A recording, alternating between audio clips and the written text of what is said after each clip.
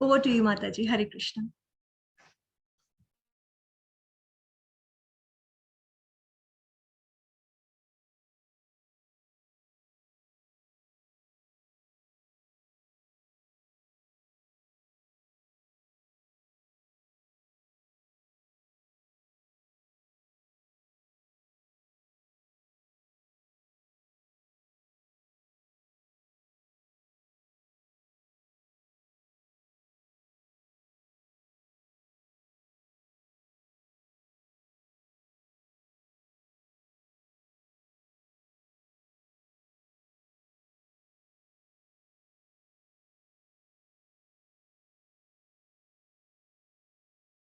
Hare Krishna, Mataji, तांजी आवाज नथी अचे. Can you hear me, Mataji? Hare Krishna.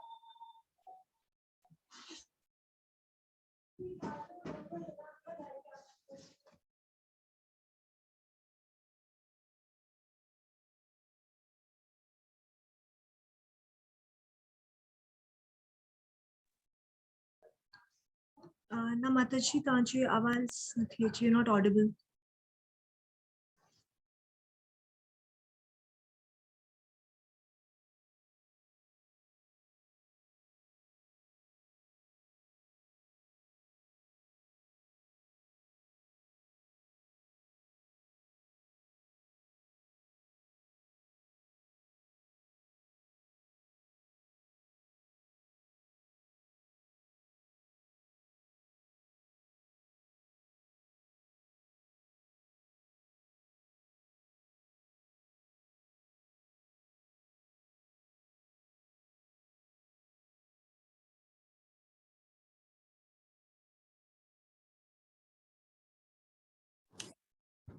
Hare Krishna. Yes, is it audible now? Hare Krishna, Mataji. Yes, it's audible. ता Mataji हिकिड़ो जेको तव्हांजो आहे लैपटॉप उनखे तव्हां अगर म्यूट करे छॾंदा त तव्हांजी इको कोन थींदी आवाज. Yes, I already muted it. हाँ Mataji, हाणे बिल्कुल क्लियर पई अचे आवाज. Okay dear, मूंखे लॻे थो कुछ प्रॉब्लम थी आहे ज़रूर मुंहिंजे लैपटॉप में. I need to get it checked कि छा थियो आहे, छा सिचुएशन, छा गड़बड़ थी है. Okay, we'll do it next time. अभी तो हम Mataji, I think last week the same issue थियो. Yes, yes. You're audible and we can see the slides as well. So you can start, Mataji. Thank you so much. Thank you. So, Namo Vishnupadaya Krishna Pristhaya Bhutale Srimate Bhakti Vedanta Swaminiti Namini Namaste Saraswati Deve Gauravani Pracharini Nirvishesha Shunyavadi Paschat Deshtarni. Jai Shri Krishna Chaitanya Prabhu Nityananda Shri Advaita Gadadhar Shivas Adi Shri Gaur Bhakta Vrinda Hare Krishna Krishna Krishna Hare Hare Hare Ram Ram Ram Hare Hare. तव्हां सभिनी खे जाम जाम वाधायूं हुजनि गुरु महाराज श्रील राधानाथ स्वामी महाराज जी व्यास पूजा जूं. ॾाढो सुठो उत्सव आहे जेकॾहिं असां वैष्णवनि जी व्यास पूजा मनायूं था, उन्हनि जो ग्लोरिफिकेशन कयूं था. That is the most purifying thing. चवंदा आहिनि भॻवान खे ॾाढो सुठो लॻंदो आहे जॾहिं असां भॻवान खे ग्लोरिफाई कंदा आहियूं, पर भगवान खे अञा सुठो लॻंदो आहे जॾहिं असां हुनजे भक्तनि खे ग्लोरिफाई कंदा आहियूं. ही इंजॉयज मोर. हिकु दफ़ो मां रामायण जी हिकु कथा पई ॿुधी कि लव कुश भगवान खे भगवान जी रामायण वाल्मीकि जी उन्हनि खे सेखारी ऐं ॾाढो सुठो ॻाईंदा हुआ ॿई ॿार, लव ऐं कुश भगवान राम जा ॿई पुट हुआ. त हथ में वीणा ऐं करताल खणी करे उहे सॼे अयोध्या में रामायण ॻाइनि पिया. राम जी खे इहा ख़बर पहुती कि भाई रामायण जो ॾाढो सुठो पाठ पियो हले. त भगवान राम चयो कि असांखे दरबार में बि सभिनी खे घुरायो त असां पूरे परिवार सां गॾु रामायण ॿुधूं. त उन्हनि रामायण ॿुधण लाइ लव कुश खे घुरायो. ॾाढो सुठो पाठ थिए पियो. भगवान राम जी इच्छा थी कि मां बि जनता में वञी करे ॿुधां, छो जो सभु जेके जनता हुआ, जेके प्रजा हुआ, जेके सभु ॿुधण आया, उहे कथा सां गॾु खिलनि बि, रोअनि बि, हिक ॿिए खे ॾिसनि बि, भाकुर बि पाइनि, ॾाढो इंजॉय पिया कनि सभु ॼणा. त राम जी बि इच्छा थी कि मां बि इन ई तरीक़े सां ॿुधां. त जीअं हू प्रजा जे पंहिंजे सिंहासन तां उथिया त सॼी प्रजा बि उथी वई, जीअं ई वेठा सभु वेही रहिया। राम जी सम्झी आई मूंखे पाण जे विच में कोन विहण ॾींदा, हिननि जो ॾाढो सम्मान आहे मुंहिंजे प्रति। पर जीअं जीअं कथा अॻियां वधण लॻी त तीअं तीअं कथा जो एब्जॉर्प्शन एॾो थियण लॻो कि कंहिंखे कुझु होश ई कान हो। सभु कथा में एॾा मग्न हुआ कि श्री राम हिक हिक ॾाकण करे लहण लॻा, हिक हिक ॾाकण करे लही करे जनता जे विच में विया हली। ऐं कथा में जनता सां गॾु हू बि खिलनि, हू बि रोअनि, हिक ॿिए सां तारी ॾियनि, हिक ॿिए खे गले लॻाइनि। कथा ख़तम करण खां पोइ सभिनी खे ख़बर पई कि अरे राम जी कॾहिं असांजे विच में अची वेही रहिया। त मां गुरु महाराज जिन खां पुछियो सवाल, मां चयो गुरु महाराज सभिनी खे त राम कथा ॿुधी करे ॾाढो सुठो पियो लॻे, इहो स्वाभाविक आहे, भॻवान राम जी कथा ई एॾी मोहिणी आहे कि सभिनी खे ॿुधी करे हुन में एब्जॉर्प्शन हो। पर भॻवान राम पंहिंजी कथा ॿुधी करे एब्जॉर्प्शन पिया फील कनि, इहो छो? ऐं असांखे त सेखारींदा आहिनि कि पाण खे पंहिंजी प्रशंसा न ॿुधणु घुर्जे, पंहिंजे बारे में ग्लोरिफिकेशन ॿुधी करे त मृत्यु जे समान आहे, कृष्ण भॻवान चयो आहे। त इहो छो कि राम जी ख़ुदि जी कथा में एॾो एब्जॉर्प्शन? त महाराज जी मूंखे एॾो सुठो उत्तर ॾिनो। उन्हनि चयो कि भक्त राम जी कथा पे ॿुधी ऐं राम भक्तनि जी कथा पे ॿुधी। असांजो कुझु फेवरेट कैरेक्टर हूंदो रामायण में, त भॻवान राम जो बि फेवरेट कैरेक्टर आहे रामायण में हनुमान, भरत, शबरी।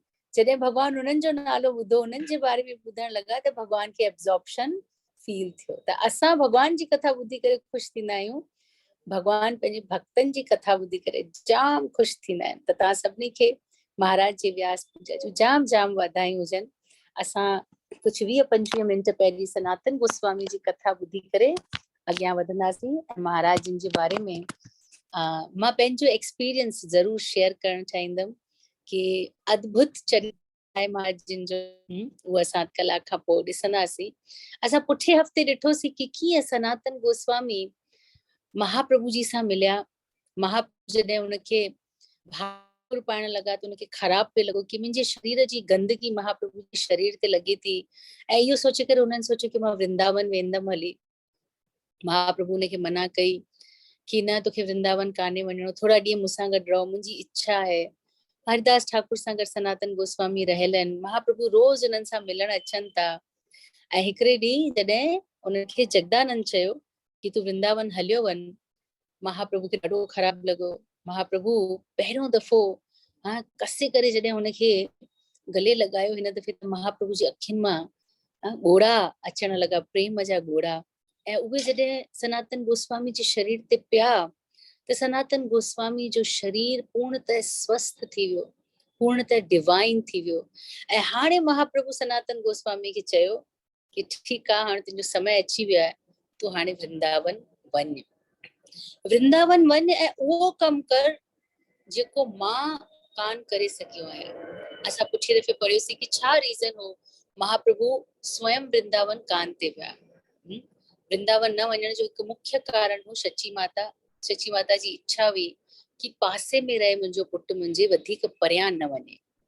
त ठीकु आहे, महाप्रभु उहो कमु जेके हू पाण करणु चाहींदा हुआ, उहो सभु कमु महाप्रभु पंहिंजे पार्षदनि जे थ्रू, पंहिंजे डिसाइपल्स जे थ्रू हिन दुनिया में उजागर कयो। जेको कमु वो खुदि करणु चाहींदा हुआ, उहो पंहिंजे पार्षद जे हथां महाप्रभु करायो।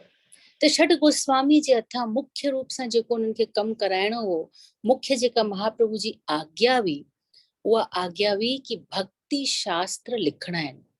असां सोचे सघूं था कि ॾाढा सारा शास्त्र उन समय में पहिरीं बि हुआ, ऐं असां अगरि ॾिसूं ध्यान सां कि जाम सारा शास्त्र समय जे अनुसार माण्हू पढ़नि बि कान था।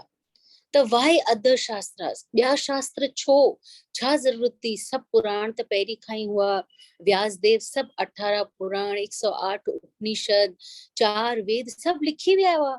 त अलॻि सां शास्त्र लिखण जी छा आवश्यकता हुई? महाप्रभु छो शास्त्र लिखण जी आज्ञा ॾिनी? एक्चुअली जॾहिं ॾाढो वधीक अवेलेबिलिटी हूंदी आहे न, त हुनमें कंफ्यूजन बि थींदो आहे। जंहिं टाइम महाप्रभु अवतार वठी आया आहिनि, अगरि असां उन अवतार जे समय में माण्हुनि जी चेतना जे विषय में पढ़ंदासीं त असांखे सम्झ में ईंदो कि उहो समय केतिरो ख़राब हली रहियो हो। आध्यात्म जी दृष्टि सां। ब्राह्मण भी हुआ, वैश्य भी हुआ, क्षत्रिय भी हुआ ऐं शूद्र भी हुआ, लेकिन जाति जे अनुसार हुआ, चेतना जे अनुसार ब्राह्मण उपलब्ध कान हुआ। उन समय में माण्हू जेके ब्राह्मण हुआ उहे शादियूं कराईंदा हुआ, पर कंहिंजूं शादियूं कराईंदा हुआ? मुंहिंजे कुते जी शादी तुंहिंजी बिच सां कराइण जी मुंहिंजी इच्छा आहे, पाण पूरे विधि विधान सां शादी कराईंदासीं। ॿुधण में ईअं लॻी सघे थो कि भारत में इहो थींदो, पर हा, शास्त्र में लिखियल आहे कि उन समय ते कुतनि ऐं ॿिलियुनि जी शादी कराइण में ब्राह्मण वॾो वॾो ख़र्च कंदा हुआ, ॾेखाव कंदा हुआ, वॾा वॾा माण्हू जिन खे जाम पैसो हो। भक्तिअ जे प्रति ऐं भगवान जे प्रति, आत्म साक्षात्कार जे प्रति, धर्म जे प्रति कंहिंजो रुझान कान हो, कंहिंजो इंट्रेस्ट कान हो। जेके ॿ चार भक्त ॾिसजंदा भी हुआ जिन जो इंट्रेस्ट हो, जीअं श्रीनिवास आचार्य, अद्वैताचार्य, उन टाइम में बंगाल में गौड़ीय संप्रदाय जा कुछ आचार्य हुआ, उन्हनि जो भक्ति जी तरफ रुझान आहे ऐं उहे सुठा भक्त भी आहिनि, पर उन्हनि माण्हुनि जी ॻाल्हि केरु कान ॿुधंदो हो, सभु उन्हनि जी मज़ाक उॾाईंदा हुआ। इहो बि लिखियल आहे, श्रीनिवास आचार्य जॾहिं राति जो उथी करे कीर्तन कंदा हुआ, अर्ली मॉर्निंग उथी करे, त माण्हुनि उते जे काज़ीअ सां वञी करे शिकायत कई, ऐं काज़ी सां शिकायत करण वारा मुस्लिम्स कान हुआ, मुगल्स कान हुआ, पर हिंदू ब्राह्मण कम्युनिटी वञी करे काज़ी सां शिकायत कई कि भई ॾिस न, ही राति राति एॾो जोर सां थो चिल्लाए, असांखे सुम्हण नथो ॾे, असांजी निंड थी ख़राब करे। ऐं असांजे शास्त्रनि में त लिखियल बि कान्हे इहो, भॻवान जी निंड थो ख़राब करे, राति जो उथी करे ईअं रोए थो, कीर्तन थो करे, भॻवान जी निंड थो ख़राब करे, ही त शास्त्रनि जे अनुसार बि कान्हे। इन जो मतिलबु इहो आहे कि शास्त्रनि जो ज्ञान उन समय माण्हुनि जो सुठो कान हो। They were very limited to their own sense gratification. शास्त्रनि जो इस्तेमाल पंहिंजी इंद्रिय तृप्ति जे लाइ थी रहियो हो। त इन करे महाप्रभु ये इच्छा प्रकट कई सनातन गोस्वामी, रूप गोस्वामी ऐं बाकी गोस्वामिन जे अॻियां कि भक्ति शास्त्र लिखणा आहिनि। कीअं लिखणा आहिनि? अलॻि अलॻि शास्त्रनि में, अलॻि अलॻि जॻह ते ऐं अलॻि अलॻि प्रसंग में भक्ति जी महानता जो वर्णन आहे। भगवान के प्राप्त करण जे लाइ अलॻि अलॻि मार्ग अलॻि अलॻि समय में भगवान जे द्वारा ॾिना विया, जीअं ज्ञान मार्ग, कर्म मार्ग, नेति मार्ग, अनेति मार्ग, अलॻि अलॻि मार्ग जे थ्रू असां भगवान खे प्राप्त करे सघूं था। लेकिन कलयुग ईंदे ईंदे हर मार्ग जो, जेके भी मार्ग ॾिना विया आहिनि, उन्हनि सभिनी मार्गनि में का न का त्रुटि नज़र ईंदी, पॉसिबल ही कान थींदा कि असां उहे मार्ग फॉलो करे सघूं। ज्ञान मार्ग फॉलो करणु ॾाढो ॾुखियो आहे, छो जो लिमिटेड असां वटि टाइम आहे, लिमिटेड असां वटि बुद्धि आहे। असांखे पंहिंजी रोज़ी रोटी कमाइण में एतिरी महिनत थी लॻे, असांजे जीवन जा स्टैंडर्ड असां एतिरा वधीक खर्चालू ठाहे छॾिया आहिनि कि सादा जीवन असांजो रहियो कान्हे, त अधिकतर समय असांजो पंहिंजो पाण खे मेंटेन करण में, पंहिंजे समाज जी मेंटेनेंस में निकिरी वेंदो, त शास्त्र पढ़ण जो समय कान्हे। समय मिली भी वञे त एतिरी बुद्धि कान्हे कि असां शास्त्र समझी करे शास्त्र जो उद्देश्य समझी सघूं, मुख्य उनजी शिक्षाउनि खे असां समझी सघूं, असां भटकी वेंदासीं। ऐं अगरि असांखे ईअं लॻे कि असां कंहिंखां पुछूं, को गाइड असांखे मिले, त उन स्तर जा गुरु बि अॼु अवेलेबल कान आहिनि कि असांखे उहा शास्त्रनि मां ॻोल्हे करे शास्त्र जो सार समझाए सघनि। इन करे रूप गोस्वामी ऐं सनातन गोस्वामी खे महाप्रभु चयो कि सभिनी शास्त्रनि मां अलॻि अलॻि स्थान ते भक्ति जी जेकी महिमा आहे, भक्ति परफॉर्म करण जे लाइ जेकी आवश्यक अंग आहिनि, जेके आवश्यकताऊं आहिनि, उन्हनि सभिनी खे ॻोल्हे करे तव्हांखे बुक लिखणो आहे, बुक कंपाइल करना आहिनि, ताकि भक्ति शास्त्र क्लियर रूप में उजागर थी सघे। त असां ॾिसंदासीं छठ गोस्वामी जी जॻह तव्हां अलॻि अलॻि पिक्चर ॾिसंदा त लॻभॻि वधीक पिक्चरुनि में तव्हां उन्हनि खे ॾिसंदा कि उहे शास्त्र लिखी रहिया आहिनि, छो जो इहा महाप्रभु जी उन्हनि खे आज्ञा हुई कि उन्हनि खे शास्त्र लिखणा आहिनि। ॿियो उन्हनि जी महाप्रभु जी आज्ञा हुई कि तव्हांखे वृंदावन में जेके लुप्त लीला स्थलियूं आहिनि भगवान जूं, भगवान वृंदावन में हर कदम कदम ते अलॻि अलॻि लीलाऊं कयूं आहिनि। असां वेंदा त तव्हां वृंदावन जेकॾहिं तव्हां मां ज़रूरु विया हूंदा, ऐं मूंखे ख़बर आहे कि वृंदावन दर्शन जेको तव्हां कयो हूंदो उहो असां बि न कयो हूंदो, छो जो असां शायद थोड़ो लाइटली खणंदा आहियूं कि असां वरी वृंदावन ईंदासीं। त वृंदावन में कदम कदम ते भगवान का न का लीला कई आहे। किथे कंहिं गोपी जी मटकी फोड़ी आहे, त किथे भगवान दान घाटी जी लीला कई आहे, राधा कुंड आहे, श्याम कुंड आहे, अहिड़ा घणेई करोड़े स्थान अॼु बि वृंदावन में कण कण वृंदावन में भगवान जी लीलाउनि जो साक्षी आहे। पर समय सां ई वृंदावन जी लीलाउनि जा स्थान लुप्त थी विया। छो लुप्त थी विया? कि उते रहण वारा माण्हू खदेड़ा विया, कुछ मंदिरनि जो बुरो हाल थियो, किथे मुगलनि अची करे अटैक कयो, त ईअं थींदे थींदे माण्हू ढिजी करे स्थान छॾण लॻा। जेके भगवान जा अलॻि अलॻि विग्रह हुआ, जेके उन टाइम महाराज जेके भगवान द्वारिकाधीश भगवान जी जेको संतान हो, उत्तरा जी जेका संतान हुई परीक्षित महाराज खां पोइ, उन्हनि उन टाइम ते अची करे भगवान जा विग्रह जेके स्थापित कया हुआ, त कंहिं प्लंडर्स आया, घणेई उन्हनि जे मथां अटैक थिया, त अलॻि अलॻि विग्रह लिकाए छॾिया भक्तनि। को विग्रह किथे लिकायो, को विग्रह किथे लिकायो, के मंदिर टुटा। त ईअं ईअं करे लीला स्थलियूं व्रजनाभ जी, यस प्रभु जी, थैंक यू, व्रजनाभ जी जेके बि मंदिरनि जी स्थापना कई, त धीरे धीरे लीला स्थलियूं लुप्त थी वयूं ऐं सॼो वृंदावन हिकु घने जंगल में परिवर्तित थी वियो। त महाप्रभु जी इच्छा हुई कि वृंदावन जा जेके बि लीला स्थान आहिनि, उन्हनि सभिनी जी खोज कई वञे ऐं उन्हनि खे पुनर्स्थापित कयो वञे। ऐं टी महाप्रभु जी इच्छा हुई कि कृष्ण कॉन्शियसनेस, असां अॼु कृष्ण कॉन्शियसनेस चई रहिया आहियूं, इहो एक्चुअली हिन समय जो अखर कान्हे, उन समय जो अखर आहे। कृष्ण रस, कृष्ण रसमयी जीवन, कृष्ण भावनामयी जीवन प्रैक्टिकली असां कीअं जी सघूं था, उनखे ही षड गोस्वामी पंहिंजे आचरण सां सेखारे सघनि। चवंदा आहिनि उत्तम टीचर उहो ई आहे जेको पंहिंजे आचरण सां सेखारे। असां कंहिंखे चवंदासीं तव्हांखे हीअं करणु घुर्जे ऐं असां ख़ुदि न कंदासीं, त उहो हिकु सुठो टीचर कान्हे। त षड गोस्वामी वृंदावन में रहिया, पंहिंजा सॼा ऑपुलेंसिस छॾे करे उते जे माण्हुनि सां गॾु, ब्रिजवासियुनि सां गॾु उन्हें हिकु सुठो संबंध ठाहियो। सनातन गोस्वामी जो संबंध ॾाढो अद्भुत हो ब्रिजवासियुनि सां। सनातन गोस्वामी खाली ब्रिजवासियुनि खां उन्हनि खे भक्ति कान पढ़ाईंदा हुआ, जेको अॼु असां ॾिसूं था असांजे इस्कॉन में हिकु काउंसलिंग सिस्टम आहे, हिकु काउंसलर आहे, तव्हांजो हिकु तव्हांजे मथां हिकु काउंसलर आहे जेको तव्हांजी भक्ति जी, तव्हांजे घर परिवार जी सभिनी समस्याउनि खे ॿुधंदो आहे, उन्हनि खे सुलझाइण जी यथासंभव कोशिश कंदो आहे। असांजा गुरुदेव आहिनि, किथे असां अटकंदा आहियूं त उन्हनि खां पुछंदा आहियूं। इहो सॼो सिस्टम पहिरीं खां ई आहे, असां त खाली उनखे फॉलो पिया कयूं। शिल प्रभुपाद खे कंहिं चयो कि भई तव्हां ही नओं धर्म खणी करे आया आहियो, इहो नओं धर्म जी असांखे ज़रूरत कान्हे। त शिल प्रभुपाद चयो न, मां त कुझु बि नओं कान पियो ॾियां, मां त तव्हांखे उहो ई पियो ॾियां जेको सदियुनि खां असां वटि हो, 100 साल, हज़ारे सालनि खां असां वटि हो, तव्हां भुलिजी विया आहियो, मां बसि तव्हांखे यादि कराइण आयो आहियां। त कृष्ण भावना अमृत जो प्रोसेस त तॾहिं खां आहे जॾहिं खां भगवान आहे, जॾहिं खां आत्मा आहे। समय समय ते असां भुलिजी वेंदा आहियूं, त कॾहिं भगवान स्वयं ईंदा आहिनि, कॾहिं पंहिंजे भक्तनि ऐं आचार्यनि खे मोकिले करे असांखे यादि ॾियाराईंदा आहिनि। इहो सिस्टम नओं कान्हे, इहो सिस्टम सनातन धर्म वांगुरु ई सनातन आहे, पुराणो आहे। त सनातन बाबा जे नाले सां सनातन गोस्वामी सॼे ब्रज में फेमस थी विया। सनातन बाबा छो? जीअं असांजे घर जो वॾो हूंदो आहे न, का कंहिं शइ में असां अटकंदा आहियूं त वॾनि खां पुछंदा आहियूं कि अम्मा ही छा कयां, बाबा हिन में मूंखे सम्झ में नथो अचे छा कयां। तीअं ई सॼे ब्रज में केर बि अटकंदो हो कंहिं बि ॻाल्हि में त सनातन बाबा वटि ईंदा हुआ।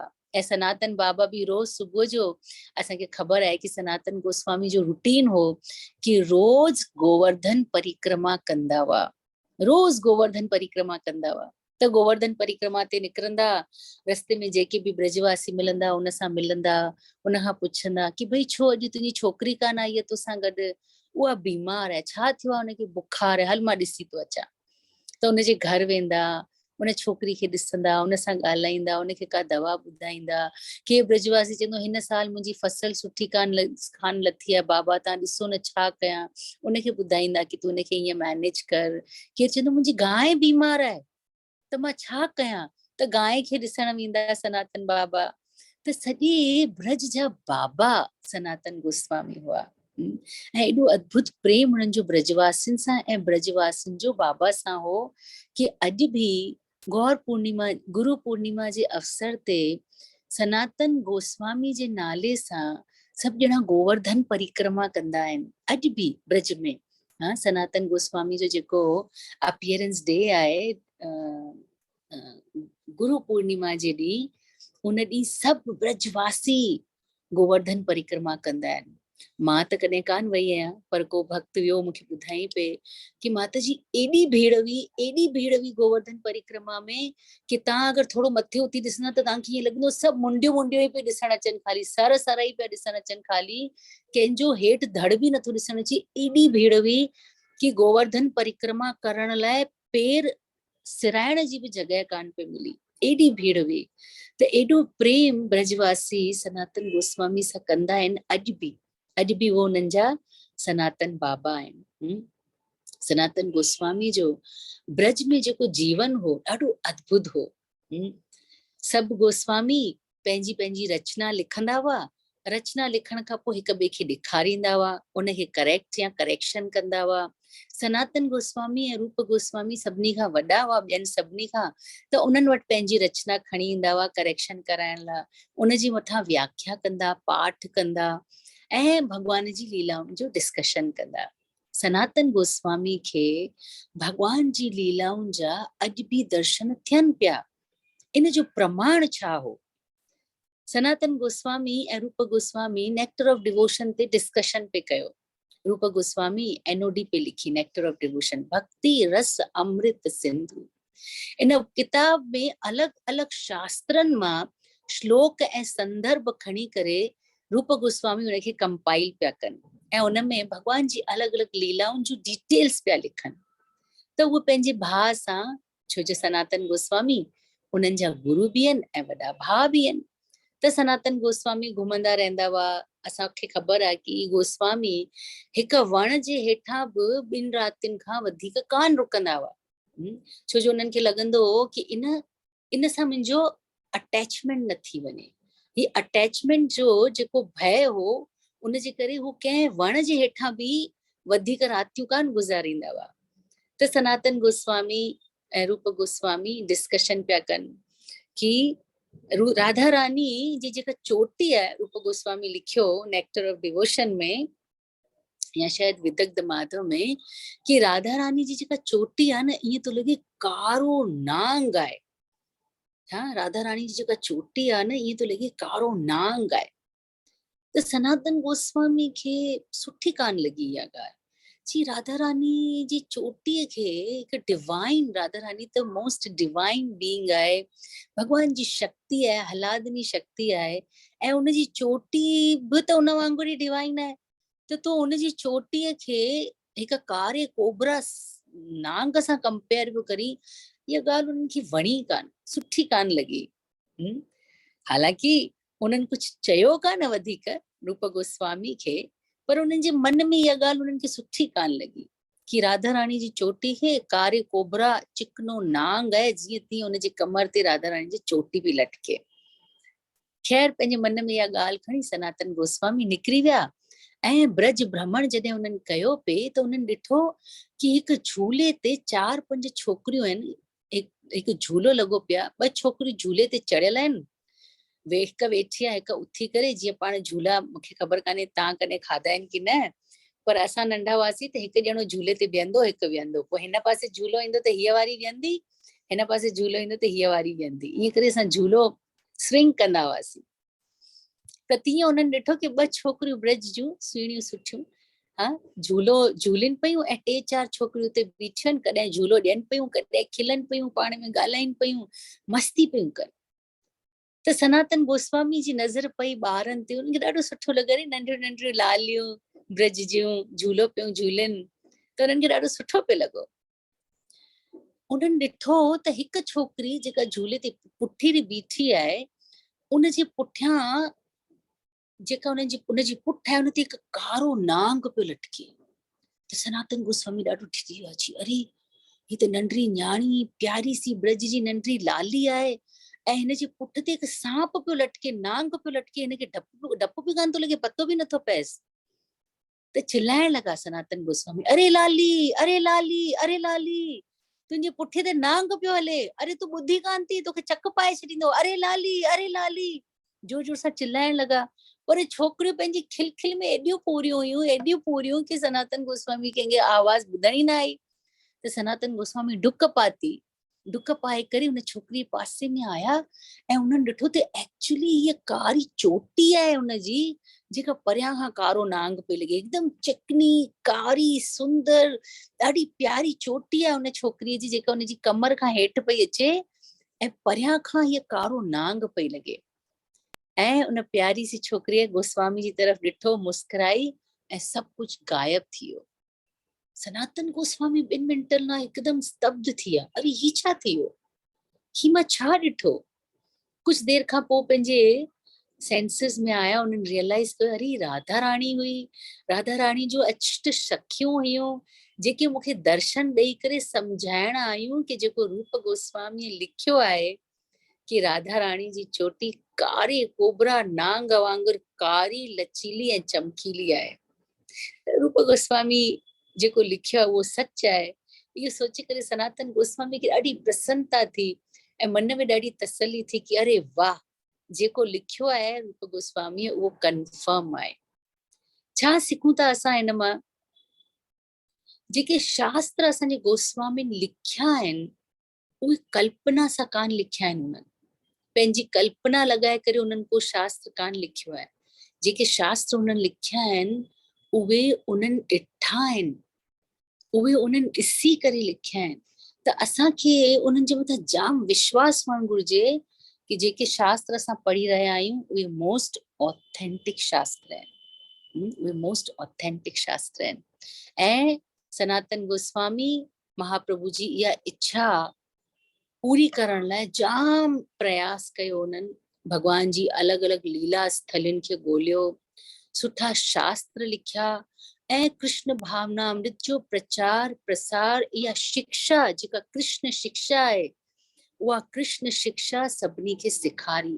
पाण खां जेके अचण वारा पोइ गोस्वामी हुआ, उन्हनि खे बि उन्हनि इहा कृष्ण शिक्षा ॾिनी, ऐं जेके आस पास रहण वारा उन्हनि खां सिखण वारा हुआ, उन्हनि सभिनी खे बि उन्हनि इहा कृष्ण शिक्षा ॾेई करे कृष्णमय जीवन सेखारण जी पूरी कोशिश कई। अहिड़ा शास्त्र बि ॾिना जिन में असां पढ़ी सघूं था कि कृष्ण शिक्षा कीअं असां वठी सघूं था। त इहे शास्त्र असांजे लाइ बिल्कुलु ऑथेंटिक आहिनि, जेके रूप गोस्वामी असांखे ॾिना आहिनि। सो हिकु कहानी ॿी आहे, उहा ख़तम करे असां अॼु महाराज जिन जे बारे में ज़रूर थोड़ो ॿुधण, मां बि कुझु चवणु चाहियां थी। मुंहिंजो बि सौभाग्य आहे कि अॼु मूंखे बि इहो मौक़ो मिलियो आहे।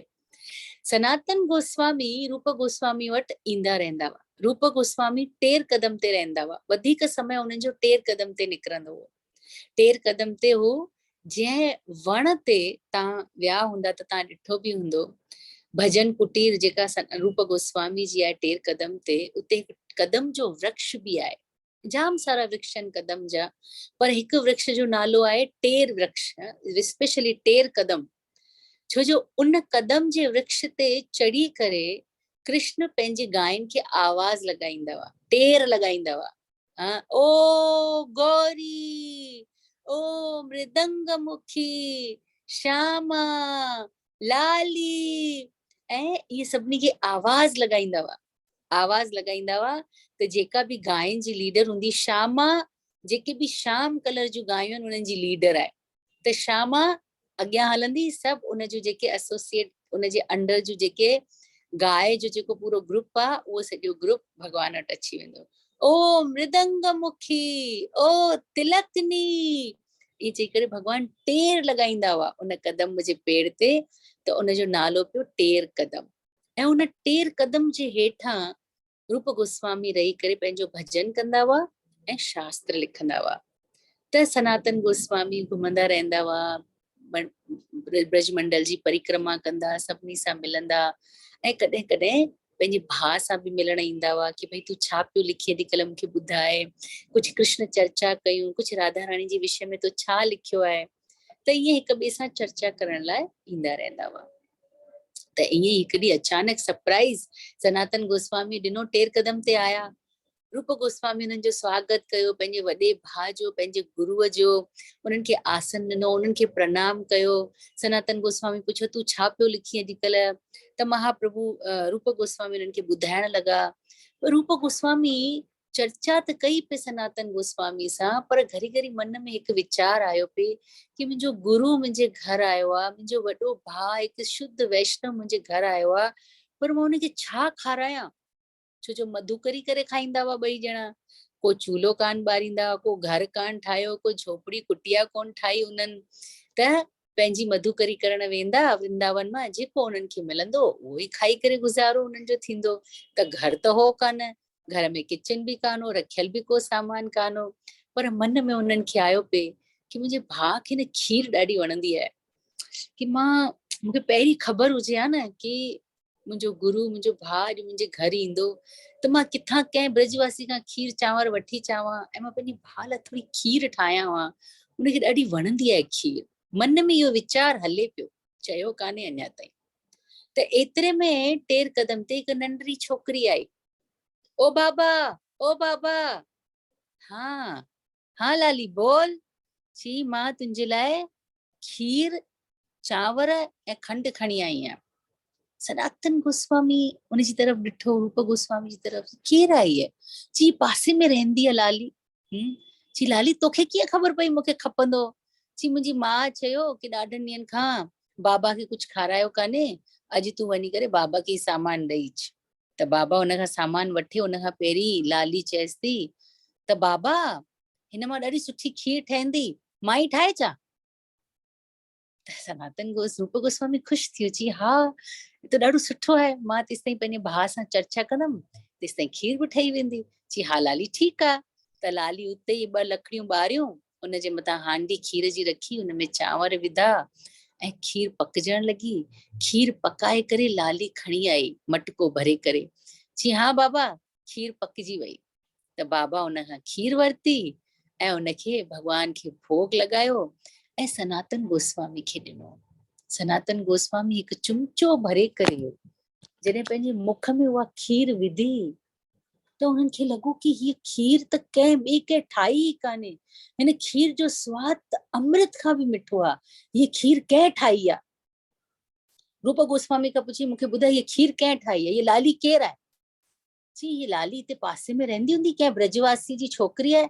जी हल हुन सां गॾु मूंखां पुछी ॿुधाए कि कंहिंजी छोकिरी आहे। 2 भाउर आया ऐं जंहिंजे घर जी लाली हुई, सनातन गोस्वामी रूप गोस्वामी, दरवाज़ो खटखटायो, माता ॿाहिरि आई। जी जेका तुंहिंजी लाली खे जो तूं खीर ऐं चांवर ॾेई मोकिलियो उहा किथे आहे? जी कहिड़ी लाली? जी तुंहिंजी लाली कान्हे जेका छोकिरी ईंदी आहे मां ॾिसंदो आहियां। जी पर उहा त ॾाढनि ॾींहंनि खां नानाणे वियल आहे, उहा त हिते आहे ई कान, उहा त ॿिए शहर ॿिए गांव में नानाणनि में वियल आहे।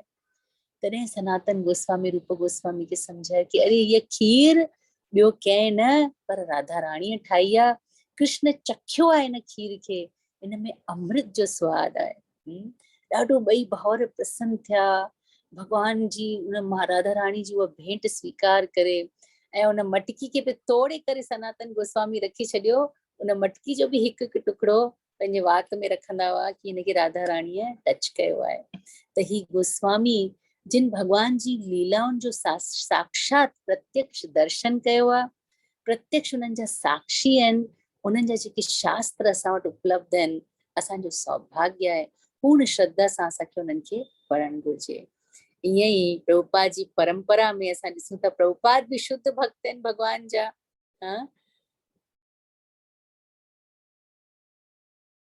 प्रभुपाद बि भगवान जा शुद्ध भक्त आहिनि। उन्हनि जी परंपरा में असां ॾिसूं था कि श्रीमद राधानाथ महाराज बि अचनि था उन परंपरा में।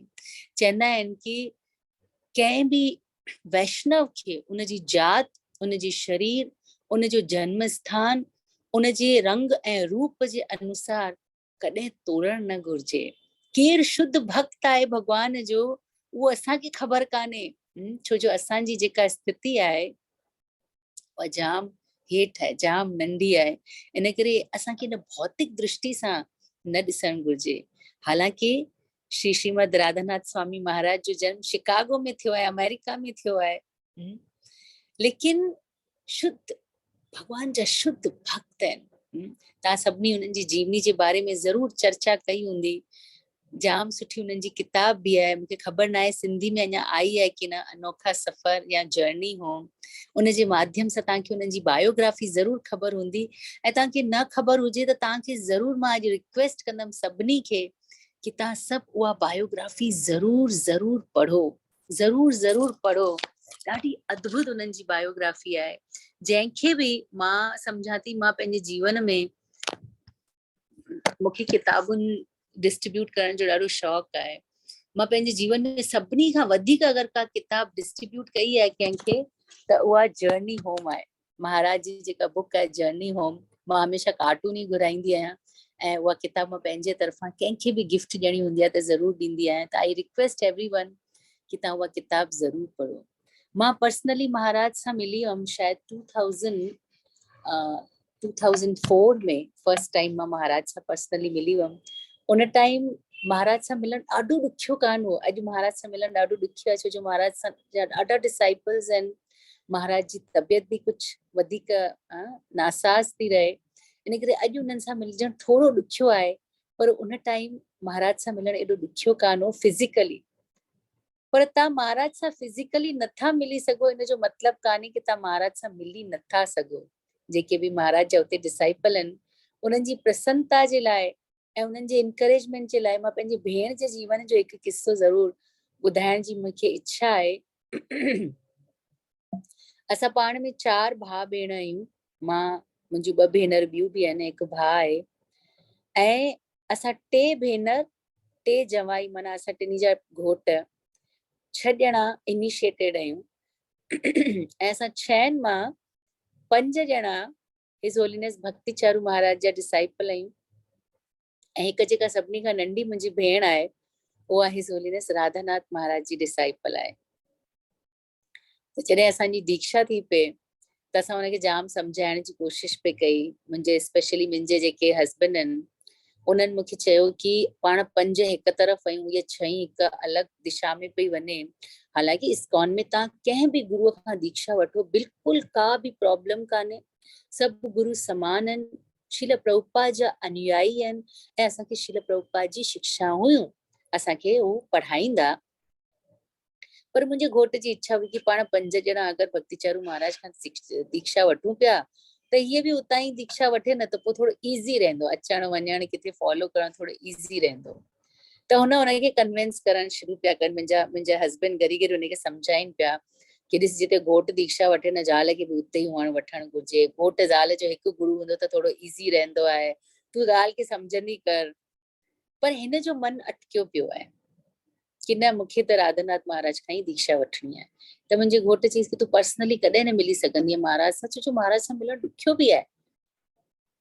त हिनखे मन में ॾाढो ॾाढो ॾुख पियो थियो कि मां छा कयां, कंफ्यूजन हो।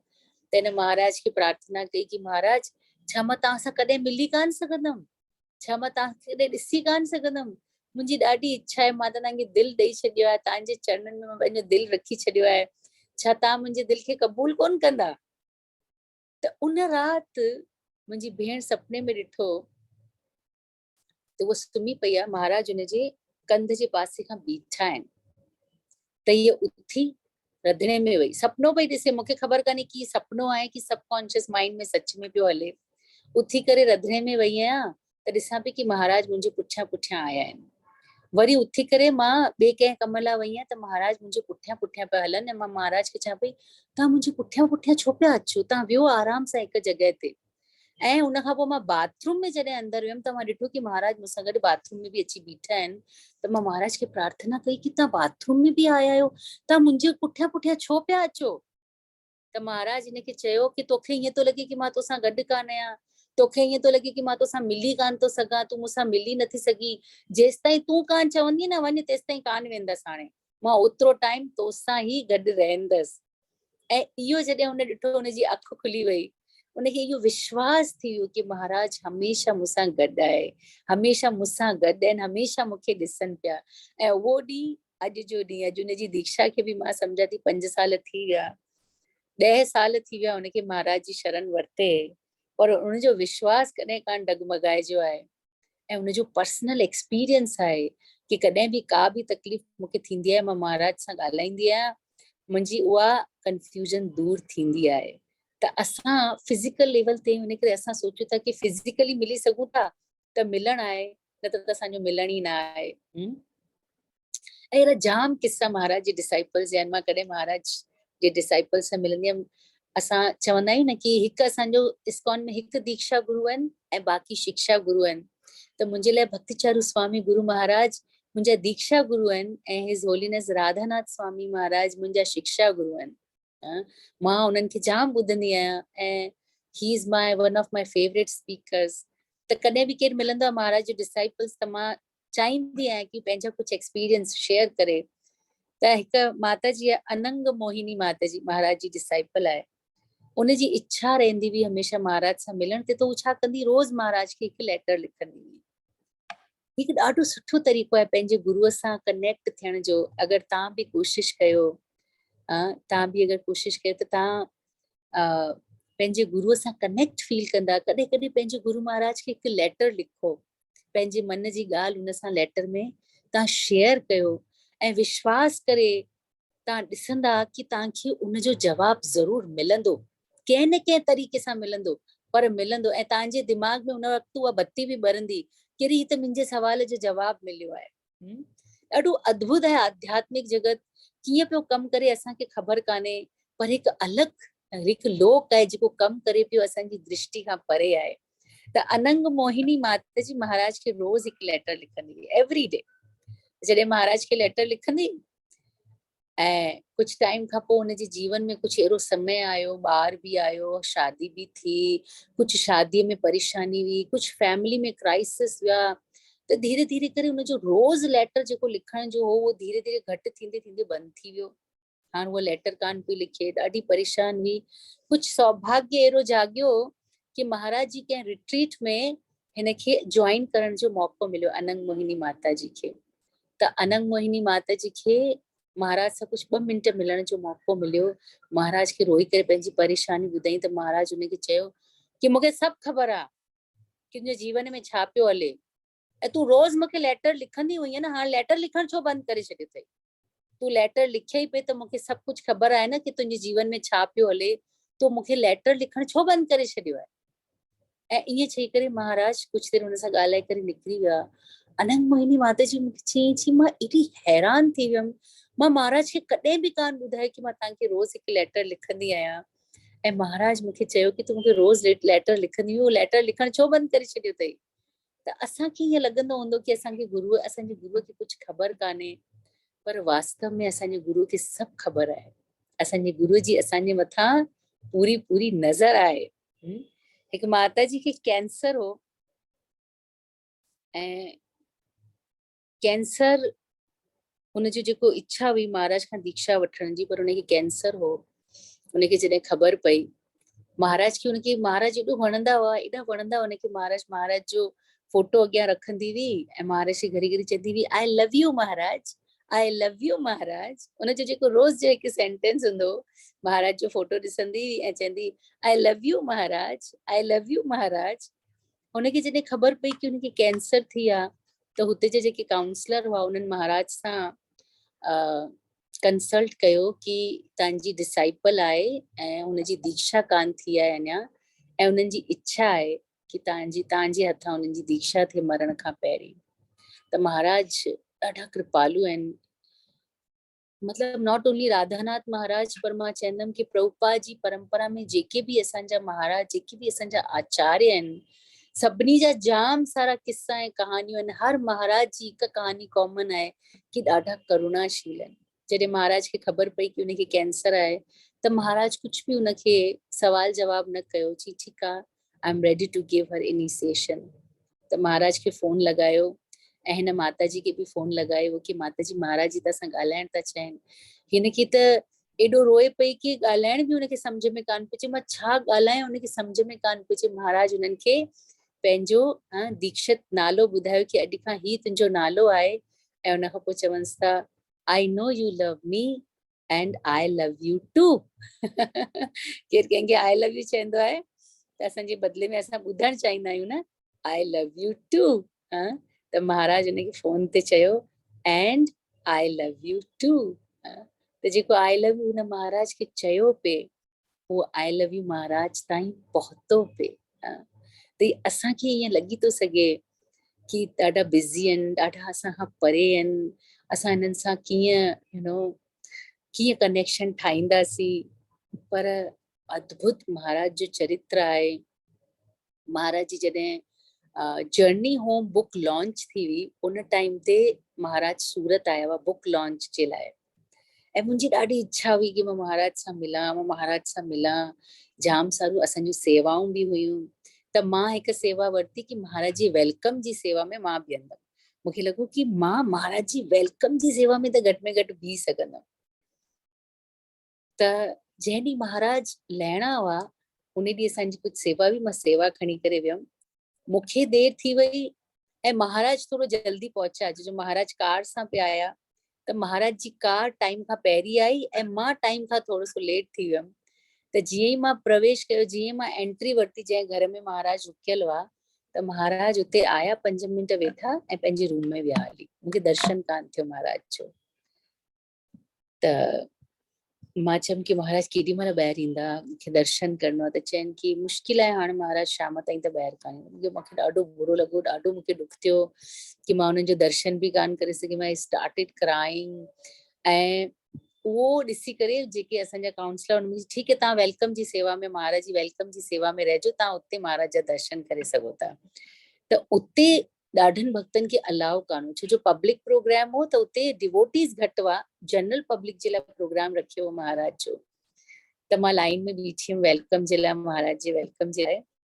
त हितां महाराज ईअं अचणा हुआ, जंहिं रस्ते खां अचणा हुआ, 2 रस्ता हुआ, जंहिं रस्ते खां महाराज खे वञिणो हुजे। हाणे हिकु धकधकी पई थी सघे त हिन रस्ते खां महाराज निकिरनि ई न ऐं मूंखे ॾिसनि न, मां उन्हनि खे ॾिसां बि न। समहाउ उन टाइम बि महाराज जी एंट्री कुछ इन तरह सां थी कि मां महाराज सां मिली कान सघियमि। मां उन्हनि खे मिली कान सघियमि। मूंखे ॾाढो दुख थियो। मां महाराज खे प्रार्थना की, मूंखे ख़बर आहे कि मां पतित आहियां, मूंखे ख़बर आहे कि आई डोंट डिज़र्व योर दर्शन, पर प्लीज़ मुंहिंजी इच्छा आहे कि तव्हां हिकु दफ़ो त मूंसां मिलो। तव्हां सूरत में आहियो, मां बि हिते आहियां। ऐं लास्ट में फाइनली महाराज पंहिंजे जेको जर्नी होम उहो बुक पे साइन कयो। हालांकि उन टाइम त महाराज साम्हूं ई हुआ, मां उन्हनि खे ॾिठो ई पे। त मां तकड़ में हिकु किताब वरितो उन्हनि जो। त डिवोटीज़ जा अलाउ ई कान हो, किताब डिवोटीज़ खे वठिणो ई कान हो, छो जो सॼो प्रोग्राम ही नॉन डिवोटीज़ जे लाइ हो। मां तकड़ में हिकु किताब वरिती ऐं लाइन में वञी बीह रहियमि। मूंखे ॾाढी डांट पे पई कि न बीहणो कान्हे, तव्हांखे ख़बर आहे डिवोटीज़ जे लाइ आहे ई कान। ऐं तकड़ में सभु टोटल जेको ग्राउंड हो, स्टेज उहो खाली थी वियो स्टेज। ऐं मां वियमि जल्दी सां महाराज जे साम्हूं उहा किताब रखी। महाराज किताब खोली ऐं मुंहिंजी तरफ़ उन्हनि ॾिठो। आई डोंट नो कंहिंखे इहो रियलाइज़ेशन हूंदो कि तव्हां राधानाथ महाराज जी अख में नथा ॾिसी सघो। You can not see into his eyes. हालांकि कंहिं बि गुरु ऐं आचार्य जी अख में अख विझी करे ॾिसण बि न घुरिजे, इहो सुठो तरीक़ो कान्हे, शिष्टाचार कान्हे। पर जॾहिं उन्हनि मुंहिंजी तरफ़ ॾिठो त मां इहो फील कयो अंदरां खां कि ही पंहिंजी अखियुनि सां मुंहिंजे चेहरे खे कान पिया ॾिसनि, ही डायरेक्ट मुंहिंजे चित्त खे पिया ॾिसनि। ऐं मुंहिंजे चित्त में छा हली रहियो आहे न, उहो सभु हिननि खे ख़बर आहे। ऐं मूंखे एॾी शर्म आई कि केॾी गंदगी हू ॾिसंदा हूंदा मुंहिंजे चित्त जी। मुंहिंजियूं अखियूं ऐं गर्दन ॿई झुकी वियूं। मां महाराज जे साम्हूं हुअमि, पर तॾहिं बि मां उन्हनि खे ॾिसी कान सघियमि, एॾो तेज उन्हनि जी अखियुनि में हो। उन्हनि मुंहिंजो साइन कयो, मुंहिंजो किताब साइन कयो ऐं उन्हनि मूंखे गिफ्ट कयो। So this is how I feel that he is an amazing Vaishnava. महाराज जी उपलब्धियूं अगर तव्हां ॾिसंदा त अद्भुत उपलब्धि आहे महाराज जी। जेको हिकु काउंसलर सिस्टम हली रहियो आहे असांजे इस्कॉन में, कि हर को कंहिंजे न कंहिंजे अंडर में आहे, इहो महाराज शुरू कयो हो। गोपीनाथ जो जेको मॉडल आहे, जेका जेका कॉलेज प्रीचिंग जा जेका सक्सेसफुल मंत्र आहे वो महाराज शुरू कयो। महाराज ॾाढा सुठा कुक भी आहिनि, अद्भुत पंहिंजे आचरण सां सेखारण वारा व्यक्ति भी आहिनि। हिकु दफ़ो गौरांग प्रभु जी पंहिंजो हिकु एक्सपीरियंस पे शेयर कयो, मूंखे ॾाढो सुठो लॻो। गौरांग प्रभु जी चयईं कि मां जॾहिं नओं नओं मिशन में जुड़ियो हुअमि, गोपीनाथ में मां जॾहिं नओं ब्रह्मचारी ठही करे आयो हुअमि, त असां सभु कुझु छॾे करे आश्रम में ईंदा आहियूं, पर आश्रम में अची करे बि कंहिं न कंहिं शइ सां असां जुड़ी वेंदा आहियूं। ही मुंहिंजी जॻह आहे, ही मुंहिंजो कबट आहे, ही मुंहिंजो बाथरूम आहे, ही मुंहिंजी पेस्ट आहे।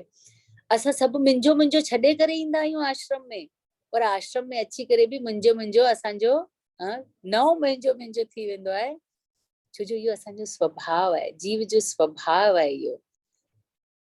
त आई एम सॉरी। तो गौरांग प्रभु जी जॾहिं आया, मोट घणो time, I need to see the time also, okay बस ये खत्म कर, इसके साथ मैं खत्म करती हूँ। तो गौरांग प्रभु जी जॾहिं आया त थोड़ा पुराना ब्रह्मचारी हुआ, नओं उन्हनि जॉइन कयो हो। त जॾहिं आया त हुननि जी हिकु जॻह फिक्स हुई सुम्हण जी, त अगरि उन जॻह ते केर बि सुम्हियो पियो आहे, केर बि सुम्हियो पियो आहे, त गौरांग प्रभु जी अची करे उनखे उथारंदा, हलो हलो हरे कृष्णा, ये मुंहिंजी जॻह आहे, तव्हां हितां उथो। त कॾहिं कॾहिं कंहिं कंहिं ब्रह्मचारी खे ॾाढो ख़राब बि लॻंदो कि अञा मुंहिंजी अखि मस लॻी हुई ऐं तो मूंखे उथारे छॾी, ये तुंहिंजी जॻह आहे, आश्रम में को नालो थोड़ी लिखियल हूंदो आहे। चई न, मां हिते रोज़ सुम्हंदी आहियां त ये मुंहिंजी जॻह थींदी न, उथ उथ भई, ये मुंहिंजी जॻह आहे। त हिकु ॾींहुं, ॿ ॾींहं, 4 ॾींहं, 8 ॾींहं सभु ब्रह्मचारियुनि खे बुरो लॻण लॻो कि भई छो, ये जॻह फिक्स थोड़ी थींदी आहे आश्रम में कंहिंजी। त कंहिं ब्रह्मचारी वञी करे महाराज सां शिकायत करे छॾी कि गौरांग प्रभु जी न हीअं तो करे कि भई ये मुंहिंजी जॻह आहे, हिते केरु न सुम्हंदो। महाराज कंहिंखे कंहिंखे त निंड मां बि तो उथारे छॾे। त महाराज चई ठीकु आहे, कोई ॻाल्हि कान्हे। महाराज छा कयो, गौरांग प्रभु जी जे अचण खां पहिरीं उन जॻह ते पंहिंजो बिस्तर लॻाए करे पाण उते सुम्ही रहिया, मथे ताईं चादर विझी करे। महाराज सुम्हिया पिया आहिनि, गौरांग प्रभु जी आया, उन्हनि अची करे उथारियो, ओ भाई प्रभु जी उथो हितां, ये मुंहिंजी जॻह आहे। त महाराज उनखे अंदरां खां ई कयो, कोन्हे उथणो मूंखे। जी मां चयोमांइ न उथी, ये मुंहिंजी जॻह आहे, हे मुंहिंजी जॻह, हिते मां सुम्हिया, तूं हितां उथ। त जॾहिं चादर छिके करे लाथई, ॾिठई त महाराज ख़ुदि सुम्हिया पिया आहिनि उते। उथी करे हो महाराज सॉरी, महाराज खे प्रणाम कई, महाराज खां सॉरी घुरियई। महाराज चई कि गौरांग प्रभु, हिकु ॻाल्हि तूं हिन आश्रम में सम्झी छॾ कि हिते कुछ भी तुंहिंजो कान्हे, सब प्रभुपाद ऐं कृष्ण जो आहे। Nothing belongs to you. तोखे कंहिं बि शइ सां, कंहिं बि व्यक्ति सां, कंहिं बि जॻह सां अटैच कोन्हे थियणो। त गौरांग प्रभु चवनि था कि मूंखे महाराज अहिड़ो पंहिंजो लेसन प्रैक्टिकली सेखारियो कि उन खां पोइ अगरि महाराज मूंखे चवंदा हुआ न कि गौरांग प्रभु तोखे हीअ सेवा करणी आहे, त मां महाराज खे कॾहिं कान चयो कि मुंहिंजी हीअ सेवा आहे, मां हीअ ई कंदमि। IIT टॉपर, बहुत सुंदर कथा करते हैं गौरांग प्रभु, अगर तव्हां कॾहिं ॿुधो हुजे। गौरांग प्रभु जी कथा में बिल्कुलु माहिर हुआ ऐं उन्हनि जी कथा पीक ते पई हली, माण्हुनि खे ॾाढी पसंदि पई आई। उन टाइम महाराज उनखे चयो कि गौरांग प्रभु तोखे कुकिंग सेवा करणी आहे। त असां सोचे सघूं था न कि भई हिकु सेवा में हू पारंगत आहे त उनखे कुकिंग सेवा छो करणी आहे, कुकिंग सेवा त उनखे अचे बि कान थी। पर गौरांग प्रभु जी चई मूंखे महाराज पहिरीं सेखारे छॾियो हो, न को तोखे कंहिं सेवा सां अटैच थियणो आहे, न को कंहिं जॻह सां, न को कंहिं व्यक्ति सां। मां चयोमांसि यस बॉस। ऐं असांखे ख़बर आहे कि गौरांग प्रभु जी एॾा एक्सपर्ट कुक थी विया कि जॾहिं यात्रा महाराज वठी वेंदा आहिनि, 5-5 हज़ार माण्हू महाराज सां गॾु यात्रा में वेंदा आहिनि, उन्हनि जा कुकिंग हेड गौरांग प्रभु। ऐं जॾहिं उन्हनि इहा सेवा में बि पारंगत हासिल करे छॾी, महाराज गौरांग प्रभु जी चयो, गौरांग प्रभु जी तोखे हाणे हिकु इको विलेज ठाहिणो आहे, हिकु इको विलेज ठाहे करे उहो हलाइणो आहे। यस बॉस। गौरांग प्रभु जी इको विलेज जी नींव विधी। अगर तव्हां कॾहिं इंडिया तव्हांखे अचण जो सौभाग्य मिले, तव्हां उन इको विलेज खे ज़रूर विजिट कयो। तव्हांखे हिकु अजूबो लॻंदो, अजूबो संसार। महाराज जे अंडर में हिकु गोवर्धन इको विलेज ठहियो आहे, जिते गोवर्धन, यमुना, श्याम कुंड, राधा कुंड, सत मंदिर, राधा मदन मोहन, हिकु अद्भुत संसार महाराज में नंढो सो हिकु मिनी वृंदावन ठाहियो आहे पूरो। त उहो गुरु महाराज जे चवण ते गौरांग प्रभु जी उनमें इको विलेज में विया हली। उन्हनि इहो कान चयो कि महाराज मां हेॾो सुठी रोटी तो ठाहियां, मां हेॾो सुठो सत्संग तो कयां, ऐं तव्हां वरी मूंखे चओ था कि इहो बि छॾ, भई मुंहिंजी सेवा त मूंखे करण ॾियो, जेका सेवा मां बेस्ट तो कयां। न, उन्हनि खे महाराज सेखारे छॾियो, no attachment to place, no attachment to person and no attachment to anything. त इको विलेज अगरि तव्हां विज़िट कयो, उनखे गौरांग प्रभु जी पंहिंजो जीवन ॾिनो, ऐं इको विलेज खे जाम सारा नेशनल एंड इंटरनेशनल प्राइज़ बि मिलिया आहिनि, छो जो हू कंप्लीटली इको सिस्टम ते ठहियल आहे, कंप्लीटली बायोटिक प्रोडक्ट्स हुन में तव्हांखे मिलंदा, completely self sufficient and self dependent system उन्हनि प्रोवाइड कयो आहे असांखे, ऐं उनखां सवाइ it is very very divine. त ही महाराज जिन जी अद्भुत पोटेंसी आहे, जेका उन्हनि जे डिसाइपल्स में ॾिसण अचे थी। चवंदा आहिनि न, फले न परिचायते, जेको फल आहे उहो ॾिसी करे असां सम्झंदा आहियूं कि अंब जो पेड़ आहे या सूफ़ जो पेड़ आहे। महाराज जिन जा जेके डिसाइपल्स आहिनि, उन्हनि जेके कमाल कया आहिनि, उन्हनि खे ॾिसी करे असां सम्झी सघूं था कि कीअं महाराज उन्हनि खे सेखारियो आहे, कीअं उन्हनि खे सम्झायो आहे। Maharaj is very learned, and other than learned, शास्त्रनि में उन्हनि जी एतिरी उन्हनि जी छा चवंदासीं सिंधी में, एतिरी उन्हनि जी कंट्रोल आहे कि महाराज खे अगरि तव्हां चवंदा कथा करण लाइ, त महाराज नॉन स्टॉप 7-8 आवर्स महाराज कथा करे था सघनि। उन्हनि जो कथा में रुचि, अनुराग अद्भुत आहे। महाराज जॾहिं रूप गोस्वामी जे बारे में, सनातन गोस्वामी जे बारे में चवंदा आहिनि, त ईअं लॻंदो आहे कि घटनाऊं असांजे अखियुनि जे अॻियां हलनि पियूं। He is so very amazing speaker. So मां हृदय सां तव्हांजो धन्यवाद आहे कि तव्हां मूंखे अलाउ कयो अॼु महाराज जे लाइ मां कुझु पंहिंजो व्यक्त करे सघियमि। महाराज राधानाथ महाराज ऐं हिज होलीनेस भक्ति चारू महाराज ॾाढा सुठा गहरा दोस्त आहिनि पाण में। जॾहिं असां महाराज सां इको विलेज में, गोवर्धन इको विलेज में वियासीं, तॾहिं हुते हिज होलीनेस भक्ति चारू महाराज, गुरु महाराज आयल हुआ, त असां सभिनी मिली करे गुरु महाराज खे इनवाइट कयो कि महाराज तव्हां सूरत जे एॾो पासे में आया आहियो, तव्हां सूरत बि हलो। त राधानाथ महाराज बि उन्हनि सां गॾु हुआ उन टाइम में। त गुरु महाराज ॾाढो गुस्सो थी विया। गुरु महाराज जी कि तव्हां मूंखे इनवाइट पिया कयो, सूरत हलो सूरत हलो, ऐं मुंहिंजो दोस्त मूंसां गॾु आहे, तव्हां हुनखे हिकु दफ़ो बि नथा चओ कि तव्हां बि सूरत अचो, छो? दिस इज वेरी बैड, मूंखे बिल्कुलु सुठो कान लॻो। त सभिनी मिली करे राधानाथ महाराज खे बि वेनती कई कि महाराज तव्हां बि असां सां गॾु सूरत में हलो। मां हिज होलीनेस महाविष्णु स्वामी महाराज जी समाधि जे समय ते असां हुते नासिक में हुआसीं, तॾहिं सभु संत जेके बि असांजा सन्यासी आहिनि, उहे हिकु हिकु करे पहुता पे समाधि ते। त मूंखे यादि आहे कि महाराज जिते बीठा हुआ, 12-12:30 थी विया हुआ। हिज होलीनेस भक्ति चारू महाराज, गुरु महाराज जे अंडर में समाधि जो कमु हलियो पे कि समाधि कीअं ॾिनी वञे महाविष्णु महाराज खे। त उते ॿिया बि सन्यासी आया पे, महाराज बि उते हुआ, हिज होलीनेस राधानाथ महाराज बि उते हुआ। त सभिनी खे लॻो पियो कि ॾाढी उस पई थिए, त छा कयूं। त ॾाढो परियां हो, शहर खां एक्चुअली ॾाढो परियां उन्हनि जी समाधि पे हली, समाधि जी प्रक्रिया हली पे। त जेके माता जी हुयूं सुबुह टाइम जिन जिन खे शॉलूं पातल, त सभिनी पंहिंजी पंहिंजी शॉल ॾिनी कि तव्हां महाराज जे मथां इहा शॉल खणी झले पियो, छातो त आहे कान, शॉल खणी झले पियो, त उन्हनि खे थोरो धूप घटि लॻंदी। त असां भक्ति चारू महाराज जे मथे ते ईअं शॉल झले करे बीठा हुआसीं कि धूप घटि लॻे। त महाराज साम्हूं निहारे करे चयो कि हुते ॾिसो केरु बीठो आहे। महाराज बीठा हुआ, चई इहा शॉल हुननि जे मथां खणी वञो। त असां सभु खणी करे उहा शॉल राधानाथ महाराज जे मथां खणी वियासीं, ऐं राधानाथ महाराज ॾिसी करे पहिरीं जोर जोर सां खिलण लॻिया, अच्छा हुन मोकिलाई आहे मुंहिंजे लाइ। त ईअं पियो लॻो कि हिननि जो आपसी संबंध, आपसी प्यार एॾो गहरो, एॾो मिठो आहे। कॾहिं कॾहिं मां ॾिसंदी आहियां कि अलॻि अलॻि गुरुनि जा शिष्य पंहिंजे पंहिंजे गुरु जी महानता ॻाइण में हिक ॿिए में विड़ी पवंदा आहिनि। त मूंखे लॻंदो आहे कि असां विड़ूं पिया, पर हुननि जो पाण में केॾो प्रेम आहे। त हुननि जे प्रेम जे सदके में असांखे बि हिक ॿिए सां प्रेम करणु घुर्जे। असांखे न केवल पंहिंजे गुरु, पर हर गुरुअ खे पूर्ण सम्मान जी दृष्टि सां ॾिसणु घुर्जे। जेके बि उन्हनि जी स्थिति आहे उहो त असां कॾहिं नथा सम्झी सघूं। असांजे लाइ त सभु गुरु ई आहिनि। हिकु दीक्षा गुरु आहे, हिकु शिक्षा गुरु आहे। Thank U very much for allowing mid. Hare Krishna. Hare Krishna Mataji, thank you so much for today's wonderful session. तमाम सुठी कथा and तमाम सुठी glorification असांखे गुरु महाराज जे बारे में तव्हां ॿुधाई. We are truly blessed to have you Mataji. Mataji ji please सब मिली करे हरे कृष्णा महामंत्र 3 times चई करे धन्यवाद करियो.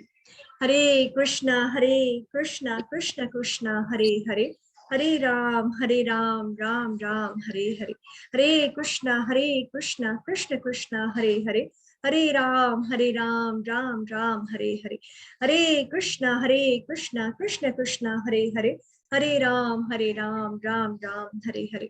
Thank you so much Mataji. Thank you, Hare Mata. Krishna dear devotees. मुझे रिक्वेस्ट है तव्हां सभिनी सां के हाणे प्लीज पाण वेलकम करियो हरग्रेस प्रिया वल्लभ माता जी जो.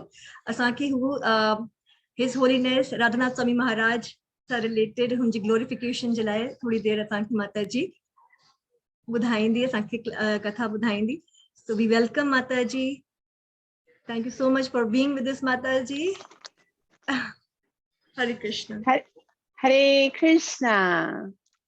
Hare Krishna. Hare Krishna, Hare Krishna, Krishna Krishna, Hare Hare, Hare Ram, Ram Ram, Hare Hare. All glories to Srila Prabhupada. All glories to all Vaishnavas. All glories to Jahnavi Mataji. Thank you so much. तव्हां सभिनि मूंखे इहो सुंदर अवसर प्रदान कयो जो मां परम वैष्णव श्री राधानाथ महाराज जे विषय में कुछ चई सघां. वास्तव में मां बिल्कुलु योग्य कोन आहियां ऐं जीअं त असां हिते रहंदा आहियूं त कोई पास टाइम कोई लीला उन्हनि सां गॾु थी कोन आहे. तंहिंजे करे मूंखे पाण लॻंदो आहे कि असां एतिरो परे आहियूं इन्हनि वैष्णवनि जे साथ, पोइ बि गुरु अवां सभिनि अवसर ॾिनो आहे त श्रील प्रभुपाद जी खे प्रणाम करे उन्हनि खां आसीस वठी करे कुझु शब्द महाराजनि जे विषय में चवंदासीं. ओम अज्ञानतिमिरन्धस्य ज्ञानाञ्जनशलाकया चक्षुरुन्मीलितं येन तस्मै श्री गुरुवे नमः. त वास्तव में हिकिड़ो जीव जेको आहे हिन संसार में जेसिताईं कंहिं शुद्ध वैष्णव गुरुअ ताईं मिलंदो कोन आहे तेसिताईं उनखे इहो लॻंदो आहे कि बसि मां ई सभु कुझु आहियां. लेकिन जॾहिं के वैष्णव सां उनजो संपर्क थींदो आहे तॾहिं उनखे नमः शब्द सम्झ में ईंदो आहे. नमः जो मतलब आहे जीअं पद्म पुराण में लिखियल आहे, न माना न, मम मतलब मां न आहियां. हाणे उते जॾहिं के शुद्ध वैष्णव जो असां संग स्वीकार कंदा आहियूं तॾहिं असांखे पंहिंजी रियलिटी ख़बर पवंदी आहे कि असां कुझु न आहियूं सिवाय कृष्ण जे हिकिड़े दास जे. जीवेर स्वरूप हुए कृष्णेर नित्य दास. और जॾहिं असां पंहिंजे वास्तविकता खे प्रकट करण जी कोशिश ख्वाहिश कंदा आहियूं ऐं हाणे उहा असां त पंहिंजो पाण खे जॾहिं मञियो कि असां कृष्ण जा दास आहियूं त पोइ कीअं कृष्ण खे संतुष्ट करणो आहे हाणे असांजे जीवन जो हिकिड़ो मक़सद बणजंदो आहे. हाणे कृष्ण खे कीअं ख़ुशि करणो आहे हिन खे सम्झाइण जे लाइ हिन भौतिक जगत में गुरु परंपरा स्थित कई वई आहे ऐं इन गुरु परंपरा सां प्राप्त थियण जे लाइ जेको असांखे ज्ञान प्राप्त थींदो आहे कि असां जी इन संसार में जीव पंहिंजी इंद्रियनि खे संतुष्ट करण जे लाइ न बल्कि भगवान खे संतुष्ट करण जे लाइ आयो आहे. और इहा शिक्षा असांखे गुरु महाराज ॾींदा आहिनि. आदि गुरु त बलदेव जी आहिनि और बलराम जी जी कृपा सां ई जॾहिं कोई जीव हिन आध्यात्मिक संवित शक्तिअ खे जॾहिं पंहिंजे हृदय में धारण कंदो आहे त उनखे श्री गुरु चवंदा आहिनि. त हिन संसार में कोई बि जॾहिं कंहिंखे अगरि भगवान जे विषय में कुझु शिक्षा ॾींदो आहे, कुझु बि ॿुधाईंदो आहे, चाहे कोई नंढड़ो बालक बि हुजे आहे त उनखे उहा शक्ति जेकी ॾियण वारो आहे सो आदि गुरु बलराम जी आहिनि. लेकिन उहा शक्ति जॾहिं उनखे परिपूर्ण मात्रा में मिलंदी आहे, कंप्लीटली जॾहिं कंहिंखे शक्ति या प्राप्त थींदी आहे कि उनजे जीवन जे द्वारा करोड़ों जीवन जो जेको आहे वो उद्धार थी सके त उनखे गुरु वास्तव में उनखे दीक्षा गुरु बणायो वेंदो आहे, छाकाणि त उहे हिकिड़ा वास्तविक जेके उत्तम अधिकारी हूंदा आहिनि। त असांखे जीअं ख़बर आहे कि 4 वैष्णव संप्रदाय आहिनि, जंहिंमें ब्रह्म नारद गौड़िया संप्रदाय जे अंतर्गत असां आहियूं। और गौड़िया संप्रदाय में प्रधान आचार्य केर आहिनि? श्रीला प्रभुपाद जी। और श्रीला प्रभुपाद जी जे द्वारा ही असां इहा सभु जेको इस्कॉन मूवमेंट आहे उन में इहो सेखारियो वियो आहे कि कीअं जीव पंहिंजो पाण खे भॻवान खे समर्पित करे ऐं भॻवान खे कीअं संतुष्ट करे। और उन जे बाद श्रील प्रभुपाद जी जा जेके अनुयायी आहिनि, श्रील प्रभुपाद जी जा जेके डिसाइपल्स आहिनि, उहे उन ई कड़ीअ में अची करे श्रील प्रभुपाद जी जे पद चिन्हनि ते हली करे असांखे शिक्षा ॾींदा आहिनि, असांखे दीक्षा ॾींदा आहिनि। और अॼु इस्कॉन में लॻभॻि 100 जेतिरा गुरु आहिनि जेके इन कार्य खे करे रहिया आहिनि ऐं अनेको पद जीवन जेका आहे उन्हनि जो उद्धार करे रहिया आहिनि। ऐं उन्हनि में ई हिकिड़ा परम वैष्णव आहिनि, श्री श्री राधानाथ स्वामी। श्री राधानाथ स्वामी महाराज की जय।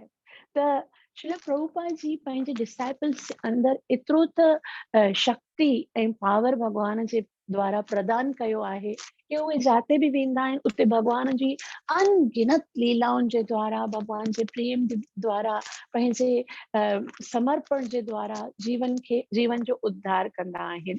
त असां जेके आहियूं भौतिक जगत में जेके ॾाढो संघर्ष करे रहिया आहियूं, जॾहिं अहिड़नि भक्तनि जे संपर्क में ईंदा आहियूं त असांखे भॻवान जे प्रति प्रेम ऐं आकर्षण प्राप्त थींदो आहे। और उन ई जी कृतज्ञता, उन्हनि जो असांजे मथां इहो कर्ज़ आहे, छाकाणि त जेकॾहिं इहे वैष्णव असांखे शिक्षा न ॾियनि हा त असां अॼु ना जाने कहिड़े भौतिक जीवन में गिरस्त हुजूं। त उन्हनि कृतज्ञता खे व्यक्त करण जे लाइ, उन्हनि जो आभार प्रकट करण जे लाइ असां व्यास पूजा जो इहो ॾींहुं जेको आहे उहो सेलिब्रेट कंदा आहियूं। छाकाणि त हिकिड़ो इहो ई ॾींहुं हूंदो आहे जॾहिं शिष्य पंहिंजे गुरुअ खे आभार प्रकट कंदो आहे। और गुरुअ जो हिकिड़ो ई कार्य आहे। हिकु दफ़ा गिरिराज महाराज जेके आहिनि उहे श्री प्रभुपाद जी खां पुछण लॻा कि what is the duty of guru and what is the duty of disciple. Guru Maharaj जो छा कर्तव्य आहे ऐं डिसाइपल उनजे शिष्य जो छा कर्तव्य आहे। त एकदम सटीक सवाल ऐं श्री प्रभुपाद जी जो उन जो एकदम सटीक उत्तर ॾिनो। श्री प्रभुपाद जी चवनि था त ड्यूटी ऑफ गुरु इज सर्व कृष्णा। गुरुअ जो सिर्फ़ हिकिड़ो ई कार्य आहे कि उहो भगवान जी सेवा करे। और उनजे शिष्य जो छा कार्य आहे? Duty of disciple is to assist guru in his services. Guru Maharaj जेके इहो भगवान जी भक्ति जो जेको कार्य आहे उन में इहे उनजी सहायता कनि। त ईअं ई सॼी परंपरा हली रही आहे। श्रीला प्रभुपाद जी जा जेके गुरु महाराज आहिनि उहे भगवान जी सेवा करे रहिया आहिनि ऐं श्रीला प्रभुपाद जी पंहिंजे गुरु खे असिस्ट करे रहिया आहिनि। उन जे बाद श्रीला प्रभुपाद जी भगवान जी सेवा करे रहिया आहिनि ऐं उन्हनि जा जेके डिसाइपल्स आहिनि उहे श्रीला प्रभुपाद जी जेके असिस्ट करे रहिया आहिनि। ईअं ई कंदे कंदे सभिनी खे भगवान जी सेवा में लॻाइण जो कमु गुरु महाराज करे रहिया आहिनि। त जीअं असांखे ख़बर आहे कि राधानाथ महाराज जेके आहिनि उहे एतिरे सुंदर तरीक़े सां चौपाटी मंदिर में राधा गोपीनाथ जी सेवा कंदा हुया ऐं उन्हनि जी इहा जेकी सेवा हुई एतिरी प्रज्वलित हुई। एतिरा सारा भक्त ईंदा हुया उते सेवा कंदा हुया। इते इहो मंदिर जो जेको कार्यक्रम आहे एतिरो सुठे तरीक़े सां हलंदो हुयो ऐं राधा गोपीनाथ जी एतिरी सुंदर सेवा बि हलंदी हुई। कंहिंखे बि माइंड में कोन हुयो कि हाणे ॿियो कोई प्रोजेक्ट स्टार्ट करणो आहे। लेकिन राधानाथ महाराज जे मन में हिकिड़ो भाव हो कि नहीं, मुझे एक ऐसा वृंदावन बनाना है जो कि वास्तविक वृंदावन हो। और जीअं हींअर जानवी प्रिया माता जी ॿुधायो, असां जॾहिं गोवर्धन इको विलेज में वियासीं तॾहिं असांखे लॻो ईअं कि वास्तविक वृंदावन त अहिड़ो ई हूंदो। एतिरो सुंदर उन्हनि न्यू वृंदावन जो इहो सुंदर प्रोजेक्ट बनायो आहे जिते वञी करे ईअं लॻंदो आहे कि वास्तविकता में कीअं भक्ति कबी आहे, कीअं कृष्ण जो प्रेम प्राप्त थियण जे लाइ हिकिड़ी हिकिड़ी शइ उते जेको षड गोस्वामीनि जो वृंदावन हो, जेको भगवान श्री कृष्ण जो वृंदावन हो, अॼु उहो अहसास उते वञी करे थींदो आहे। त उन्हनि एतिरी महिनत कई आहे सिर्फ़ु श्रील प्रभुपाद जी जे हिकिड़े ॻाल्हि खे सिद्ध करण जे लाइ। श्रील प्रभुपाद जी चयो न तव्हांखे अहिड़ो सुंदर स्थान बनाइणो आहे एतिरो।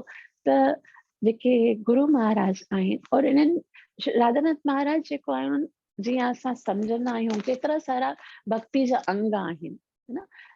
श्रील रूप गोस्वामी 64 अंगनि जे बारे में ॿुधाईंदा आहिनि, लेकिन उन्हनि में जेको उन्हनि जो मुख्य उद्देश्य आहे उहो आहे कीअं वैष्णवनि जी सेवा कजे, कीअं वैष्णवनि जी सेवा कजे, उन्हनि खे आदर ॾिजे, कीअं ॿियनि भक्तनि जो आदर सम्मान कजे। और इन्हीअ सां असां जीअं भक्तनि जी सेवा करे, भक्तनि को सम्मान ॾेई करे असां अॻिते वधणो आहे इन आध्यात्मिक जगत में। त कीअं गुरूअ जे आदेशनि खे पूरो करणो आहे, कीअं वैष्णवनि जी सेवा करणी आहे।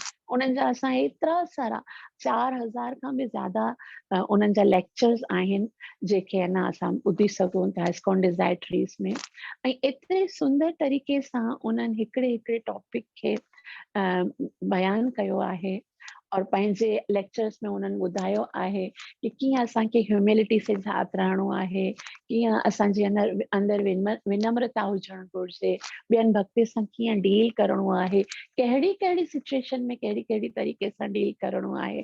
इवन वो पाण बि न भक्तनि जे साथ, हालांकि एतिरी वॾी स्थान ते एतिरे वॾे स्टेज थी रही, लेकिन एतिरा विनम्र और एतिरे प्रेम जे साथ सभिनी सां डील कंदा आहिनि। त इन्हनि आचार्यनि खां अॼु असां इन्हनि जे व्यास पूजा जे ॾींहुं असां महाराज सां इहा ई प्रार्थना कयूं था कि असांखे शक्ति ॾियनि, असांखे बुद्धि ॾियनि, असां ते कृपा कनि कि असां उन्हनि जा जेके इहे मिशन्स आहिनि कि कीअं भक्ति वधाइणी आहे, कीअं प्रचार करिणो आहे, इन में थोरो सो सहयोग करे सघूं ऐं पंहिंजे जीवन खे सफल करे सघूं। तव्हां सभिनि जा लख थोड़ा जो मूंखे अवसर ॾिनो, कृपया मूंखे अवश्य मुंहिंजे लाइ प्रार्थना कजो कि मां हिकिड़ी सुठी भक्त बणिजी करे गुरु ऐं गौरंग खे प्रसन्न करे सघां। Thank you so much. Hare Krishna. Hare Krishna माता जी, थैंक यू सो मच तव्हां असांखे जॉइन कयो ऐं असांखे एॾी सुठी ग्लोरिफिकेशन गुरु महाराज जे बारे में ॿुधाई ऐं असांखे कीअं जेको आहे सो परंपरा जे थ्रू गुरु जे आदेश खे फॉलो करणु खपे। थैंक यू सो मच माता जी। माता जी खे धन्यवाद करना। प्लीज टे दफ़ा सब हरे कृष्ण महामंत्रोच्चारण कयो। हरे कृष्ण कृष्ण कृष्ण हरे हरे, हरे राम राम राम हरे हरे, हरे कृष्ण कृष्ण कृष्ण हरे हरे, हरे राम राम राम हरे हरे, हरे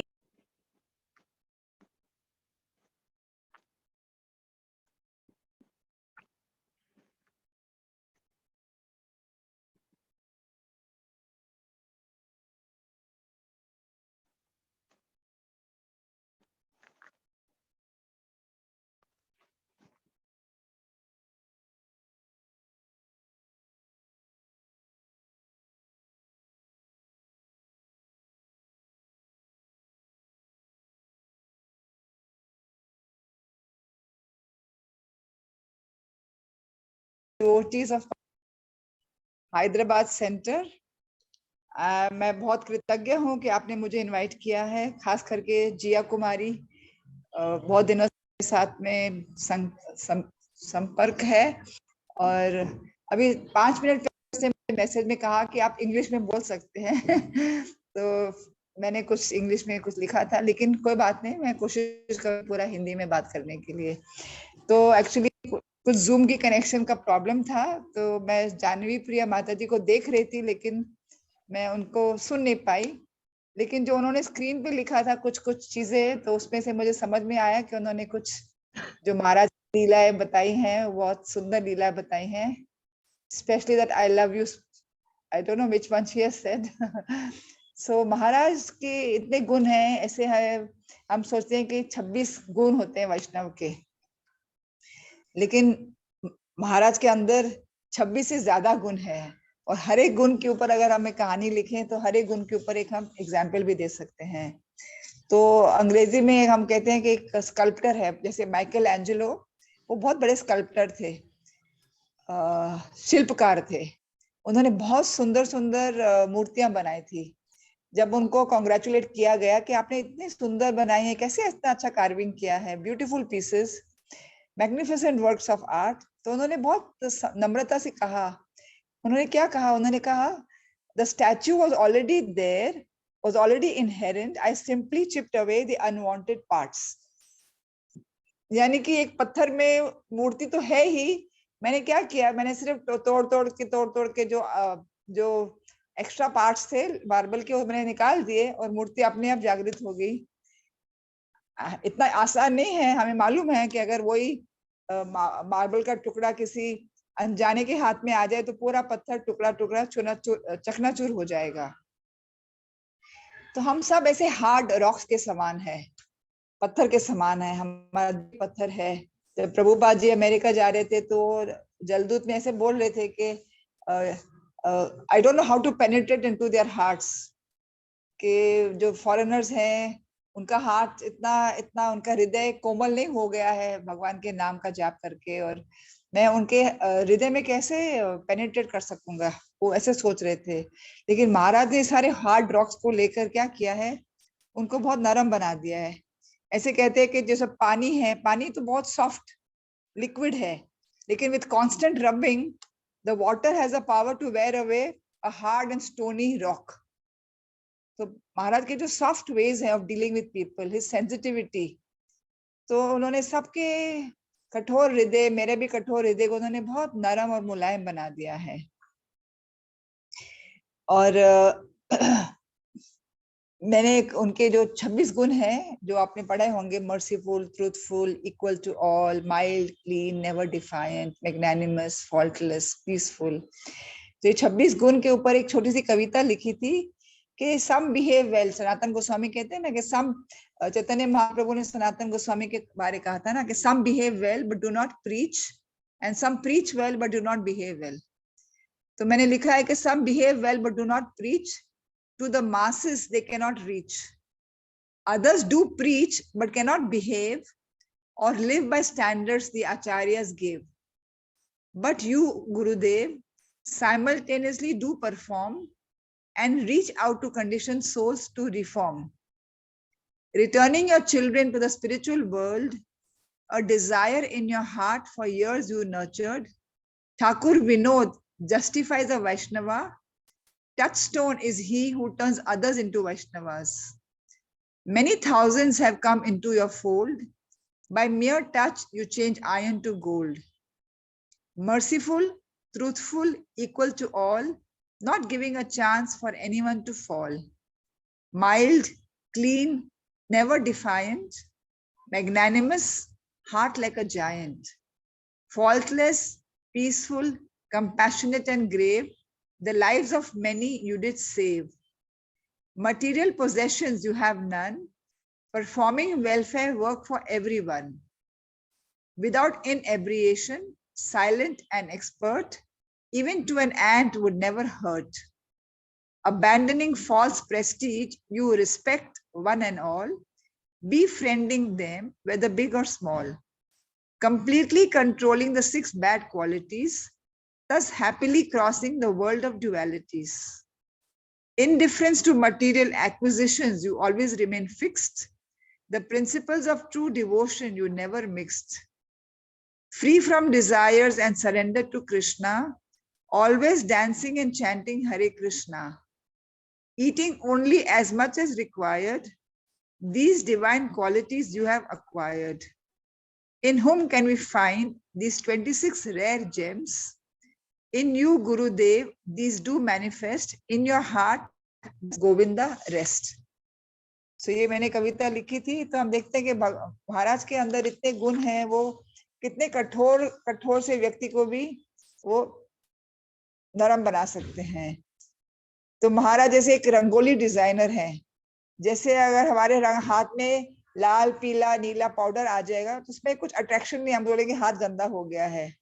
लेकिन वही कलर्स, रंग जब एक रंगोली डिजाइनर के हाथ में आते हैं तो कितना सुंदर डिजाइन बनाते हैं, and they give such a nice form to these colors, and the colors look very attractive. जो कि पहले हमारे हाथ में एक मेस था, अभी कितने सुंदर लगते हैं कलर्स। तो महाराज ऐसे एक रंगोली डिजाइनर, इन्होंने इतना सारा इतने सारे आत्माओं को बहुत सारे अट्रैक्टिव फॉर्म्स बना दिया है, और वो हमारे they are designing our lives. तो एक छोटा सा इंसिडेंट है कि एक व्यक्ति वो अपने घर की सारी चीजें नीलाम कर रहा था। तो जो नीलाम करने वाला व्यक्ति आया और जो घर का मालिक था वो पर्दे के पीछे बैठा हुआ था। तो उन्होंने एक एक चीज उठाकर नीलाम करने लगे, बोले कितने का है, किसी ने कहा 100 रुपया, 500 रुपया, 1000 रुपए, ऐसे करते करते सारी चीजें नीलाम हो गई। फिर एक गिटार था, और गिटार को जब उन्होंने उठाया तो किसी ने कहा अरे ये तो खाली 50 रुपए दूंगा, कोई कहता 100 रुपए। तो जो जिसका गिटार था, जो गिटार था उसकी मतलब कंडीशन देखेंगे तो सब लकड़ी घिसी हुई थी, और जो स्ट्रिंग्स थे वो सब लूज हो गए थे, और उसके ऊपर बहुत मिट्टी जमी हुई थी, लगता है काफी टाइम से यूज नहीं किया था। तो जो नीलाम करने वाला उन्होंने दिखाया तो किसी ने कीमत नहीं दी। तो जिसका गिटार था वो पर्दे के पीछे से आया, उन्होंने कपड़ा लेकर अच्छी सी गिटार को साफ किया, तो लकड़ी को थोड़ा मुलायम कपड़े से थोड़ा शाइन ले आए उसमें, और फिर उन्होंने जितने स्ट्रिंग्स लूज थे वो सब स्ट्रिंग्स को उन्होंने अच्छे से टाइट कर दिए। टाइट कर कर फिर उन्होंने अपने कंधे पे रखा, और उन्होंने बहुत सुंदर, he played a beautiful melody, और सब बहुत प्रभावित हो गए। किसी ने कहा अरे इसके लिए मैं 5000 दूंगा, मैं 6000 दूंगा। तो एक व्यक्ति ने कहा अरे अभी इसकी कीमत 100-200 रुपए थी, अभी 5000 कैसे हो गई? तो उसने कहा it is the touch of the master's hand. So हम सबके जीवन में हम भी ऐसे गिटार के जैसे घिसे पीटे हैं। हम 4 नियम का पालन नहीं करते थे, हमारे अंदर कितने कमियां थी, गंदगी थी, कितने पाप किए थे, सो मच डस्ट, इतनी मिट्टी जमी हुई थी हमारे शरीर पे, हमारे आत्मा पे, कितना जन्मों जन्मों का पाप हमारे आत्मा पे जैसे मिट्टी के जैसे अटका हुआ था। और फिर महाराज हमारी जिंदगी में आए, हमारे स्ट्रिंग्स लूज थे, हमें पता ही नहीं था कब उठना है, कब सोना है, कब खाना है, कब पीना है, क्या खाना है, क्या नहीं पीना है, रजोगुण तमोगुण से भरे हुए थे। लेकिन महाराज आकर हमारी जिंदगी में the touch of the master's hand, उन्होंने क्या किया, उन्होंने हमारी सब गंदगी निकाली, सब मिट्टी को निकाल दी, सब धूल जो जमी हुई थी, not one life time, many life times की धूली को निकाली, सब सफाई करी, हमें प्यूरिफाइड कर दिया। हमारे स्ट्रिंग्स जो लूज थे, यानी कि कोई डिसिप्लिन नहीं था लाइफ में, सारे स्ट्रिंग्स को टाइट किए। वही व्यक्ति जो 8-9 बजे उठता है, वो 5, 5:30 बजे, 4 बजे उठता है, ब्रह्म मुहूर्त समय में उठकर जप करता है। वही व्यक्ति जो नॉनवेज खाते थे, आज वो सात्विक भोजन खाते हैं। वही व्यक्ति जो शराब पीते थे, अभी वो चरण अमृत पीते हैं।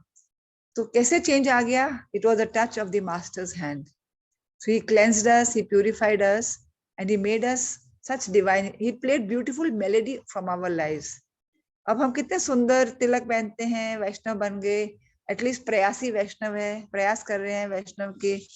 तो महाराज है ना, is the person of the heart, यानी कैसे ना कोई कहते हैं कि this person speaks from the heart. तो महाराज ऐसे व्यक्ति हैं, उनको क्या मैं कहती हूँ, he is a person of the heart, he speaks from the heart, he touches the heart, he enters the heart, he awakens the heart, he uplifts saddened heart, he enthuses the gladdened hearts, he encourages grahastha heart, he inspires vanaprastha hearts, he embraces sannyasis hearts, he motivates the youth's hearts, he brightens the children's hearts, he soothes the burning heart, and he wins over the atheistic hearts. He transforms the mayavadi's hearts, and he shines the darkened hearts. He satisfies the inquisitive hearts, and he pacifies the distressed hearts. He beautifies the ugly hearts, and he channelizes the devotees' hearts. He cheers the blue hearts and never breaks anyone's heart. Rather, he mends broken hearts, and he attaches every heart to Krishna's heart. In you, Maharaj, all problems get resolved because of the purity of your heart. You are all heart. Thank you, Maharaj, for this heart to heart connection. तो हम देखते हैं जब महाराज के पास पहुंच जाते हैं तो सीधा हमारे हृदय को वो छू जाते हैं. He just enters into the heart as if, you know, he has an X-ray vision. जो हमारे हृदय में है तुरंत वो देख सकते हैं. And he has this quality of seeing good and overlooking the bad qualities. हमारे अंदर कुछ भी गंदगी है उसको नहीं देखते महाराज, वो सिर्फ अच्छाई देखते हैं और अच्छाई के ऊपर वो मेडिटेट करते हैं. तो हम देखते हैं कि जैसे हम सोचते हैं गुरु महाराज के शब्दों को सुनने, वाणी को सुनने, अभी आप पाकिस्तान में हैं तो आपको शायद गुरु महाराज की इतनी वापू संग नहीं मिल सकता है, लेकिन गुरु महाराज हमेशा वाणी के ऊपर ज्यादा जोर देते हैं. एक बार गुरु महाराज निरंजन स्वामी महाराज के साथ में बैठे थे और हमें शिक्षण दे रहे थे कि जरूरी नहीं है कि गुरु के पास में रहना है, लेकिन गुरु की वाणी सुननी चाहिए. तो राधानाथ महाराज ने खुद भी प्रभुपाद के साथ इतना उनको एसोसिएशन नहीं मिला, और फिर उन्होंने निरंजन महाराज जो उनके बहुत अच्छे करीब मित्र हैं उनको पूछा कि निरंजन महाराज जी आपने कितनी बार प्रभुपाद को मिले हैं? तो उन्होंने पता है क्या कहा? हाथ था 0. यानी कि निरंजन स्वामी महाराज ने प्रभुपाद को बिल्कुल मिले ही नहीं थे. तो जो मिले ही नहीं थे आज वो इतना समर्पण कर रहे हैं. कैसे कर रहे हैं? क्योंकि उन्होंने प्रभुपाद की वाणी को अपने हृदय में उठा ली है. एक हमारे भक्त थे, मैं जब भी गई थी सांगली में प्रीचिंग के लिए, तो वो मेरे साथ बात कर रहे, वो कह रहे थे कि एक बार वो मतलब वो भी राधानाथ महाराज को ज्यादा मिले नहीं थे, लेकिन साल में एक बार वो पूना या बॉम्बे आते थे महाराज की व्यास पूजा अटेंड करने के लिए. तो और एक ही बार वो आते थे और उन्होंने मुझे देखा था, मैं महाराज के लिए कुछ कविता लिखती थी, कविता सुनाती थी, तो उनका बहुत इच्छा थी मेरे साथ मिलने की. और ऐसे मैं कोल्हापुर गई थी, नॉट सांगली, कोल्हापुर गई थी और वो भक्त वहां पे आए थे. तो उनकी मेरी मुलाकात हुई तो बोले मुझे आपसे कुछ बात करनी है. तो शेयर कर रहे थे ये वापू और वाणी के बारे में. क्या शेयर कर रहे थे? वो कह रहे थे कि एक बार मायापुर की यात्रा का प्रबंध हुआ था बहुत साल पहले.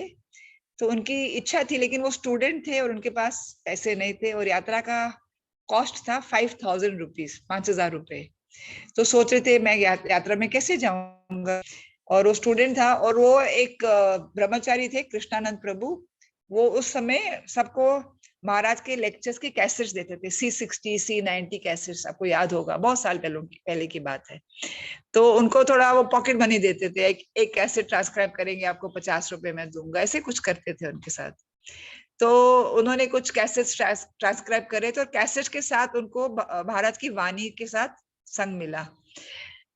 फिर वो ऐसे सोचते थे कि मैं बहुत दुर्भाग्य हूँ, मेरे पास इतने पैसे नहीं है मायापुर यात्रा में जाकर गुरु महाराज का इतना संग लेने के लिए.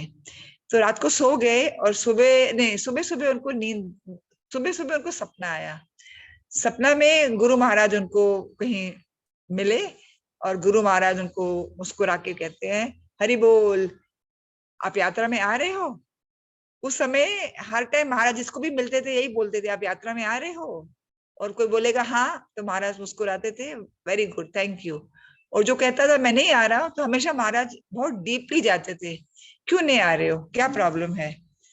तो उसने कहा महाराज मैं यात्रा में नहीं आ रहा हूँ. तो महाराज ने पूछा क्यों नहीं आ रहे हो?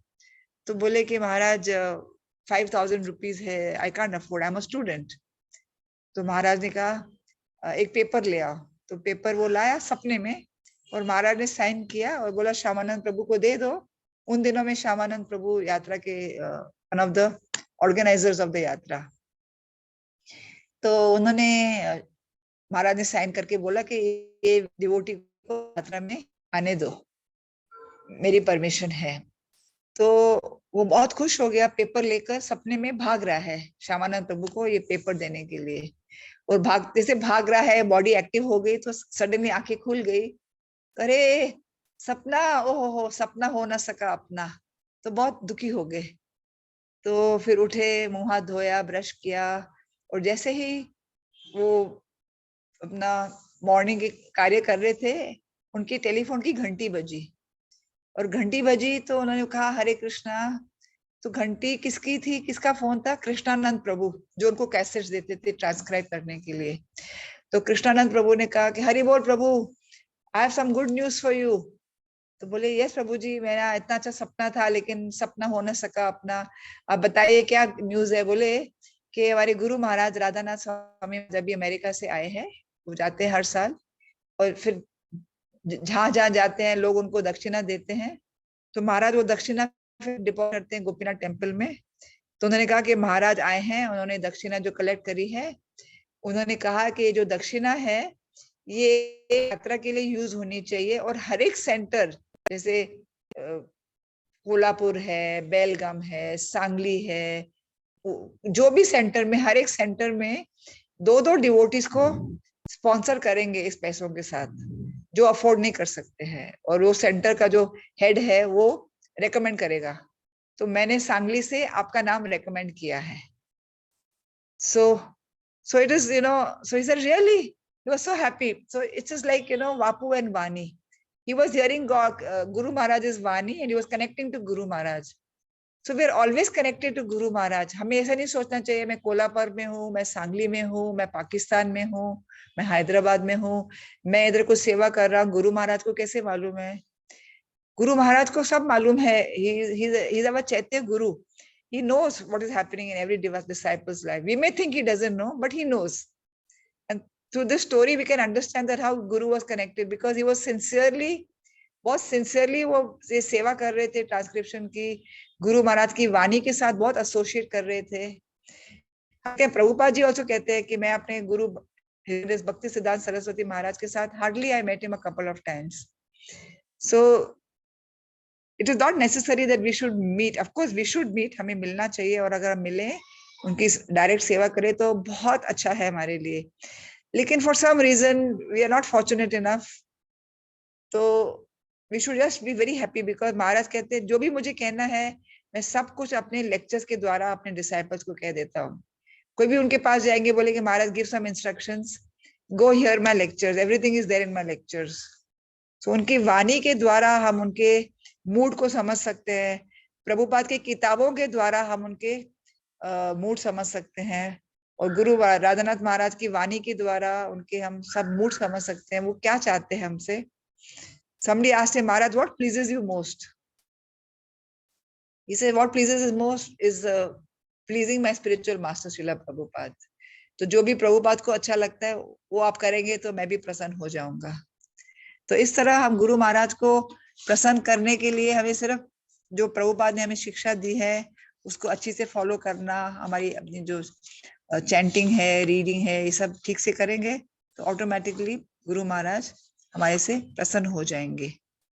प्रहलाद महाराज प्रार्थना करते हैं कि माय डियर लॉर्ड, भागवतम में 7th canto, I see that there are many saintly persons indeed, but they are interested only in their own deliverance, not caring for the big cities and towns. They go to the Himalayas or to the forest to meditate with vows of silence, Mauna Vrat. They are not interested in delivering others. As for me, I do not wish to be liberated alone, leaving aside all these poor fools and rascals. I know that without Krishna consciousness, without taking shelter of your lotus feet, one cannot be happy. Therefore, I wish to bring them to the shelter of your lotus feet. ये प्रहलाद महाराज कहते हैं कि कई लोग तो हिमालय चले जाते हैं, मौन व्रत धारण करते हैं, कोई जंगल में चले जाते हैं, क्योंकि उनको सिर्फ अपने मुक्ति के बारे में चिंता है।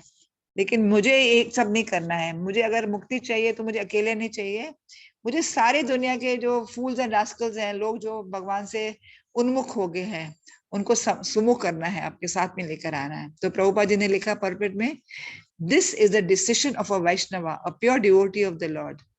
The Krishna consciousness movement was started for this purpose of compassionately giving Krishna consciousness.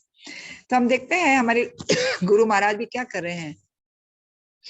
Guru Maharaj is moving from city to city to condition souls to show his pity. Some run away to Himalayas for good, but Maharaj, you are in America to set a devotional mood. Vows of silence they pledge for life, but you instead pledge for life. Silence in your life is far-fetched. Krishna Katha on your lips is permanently etched. Retiring to the forest, they meditate. Instead, 12 forests in eco village you facilitate. In this forest, the mood of Vrindavan you recreate. Your failing health is not an obstruction. To uplift conditioned souls is your only consideration. I am finished, you often say, still you are working night and day. So much love, so much compassion just to serve Srila Prabhupada's mission. Touching the heart of every devotee in every country, in every city. I know you will not rest till you are sure we all pass the test. You do not wish to be liberated alone. Path of your devotional service you have shown. Thank you, Maharaj. Thank you much. Thank you for your in touch. So महाराज के भी यही mood है, वो चाहते हैं कि सबकी वो परिवर्तन करे. तो भक्ति मीन्स ट्रांसफॉर्मेशन ऑफ हार्ट. तो हमारा हृदय की परिवर्तन होनी चाहिए अगर हम भक्ति कर रहे हैं. तो महाराज एक ऐसे व्यक्ति हैं जिन्होंने सबके हृदय को छूकर, कठोर हृदय को भी उन्होंने पिघलाकर भगवान के चरणों में रख दिया है. तो आज इस अवसर पर हम महाराज से प्रार्थना करते हैं कि हमारे अंदर भी जो कठोरता है उसको महाराज के अगर डिवाइन टच हो जाए, हमारे जिंदगी में छू जाएंगे तो हमारा भी हृदय कोमल हो जाएगा, मुलायम हो जाएगा. हमेशा महाराज कहते हैं दामोदर मास के लेक्चर में कि our heart should be soft like butter, then Krishna will come quietly into our heart to steal the butter. तो हम भी ऐसे हो जाए कि हमारा हृदय मुलायम हो जाए मक्खन के समान, और माखन चोर आकर हमारे हृदय में बस जाएं और माखन चुरा लें. So I will end here. I was told to speak for 5 minutes, but I've spoken more than that. So thank you so much for inviting me. Thank you so much, Mataji, for giving us time. Thank you for sharing Guru Maharaj's glorification and इतनी अच्छी कविता आपने हमें बताई. And हमने बहुत अच्छे से इस बात को अंडरस्टैंड किया, समझा कि अगर हमें गुरु महाराज की पर्सनल एसोसिएशन या पर्सनल संग उनका नहीं भी मिलता है, बट उनकी जो इंस्ट्रक्शंस अगर हम उनको फॉलो करते हैं, उनकी बुक्स, उनके लेक्चर्स को अच्छे से ध्यान से सुनते हैं और उसको फॉलो करते हैं, तो उसके माध्यम से ही उनका संग हमें मिल रहा होता है और इस तरह से हम उनसे कनेक्टेड रहते हैं. और गुरु महाराज जैसे आपने कहा कि हमारे हृदय में जो भी है वो जानते हैं, वो समझते हैं, और उनकी सेवा करना वही एक जो है वो माध्यम है भगवान से कनेक्ट रहने का. So thank you so much माता जी. मेरे पास कोई वर्ड्स नहीं है कि आपने हमें इस तरह से जो है वो टाइम दिया, गुरु महाराज की ग्लोरिफिकेशन हमें बताई. थैंक यू सो मच माता जी. माता जी का धन्यवाद करने के लिए मेरी रिक्वेस्ट है कि हम सब 3 बार हरे कृष्णा महामंत्र का उच्चारण करेंगे. Hare Krishna Krishna Krishna Hare Hare, Hare Ram Ram Ram Hare Hare, Hare Krishna Krishna Krishna Hare Hare, Hare Ram Ram Ram Hare Hare, Hare Krishna Krishna Krishna Hare Hare, Hare Ram Ram Ram Hare Hare. Thank you so much माता जी. थैंक यू आप सो सभी मच. भक्तों का बहुत बहुत धन्यवाद.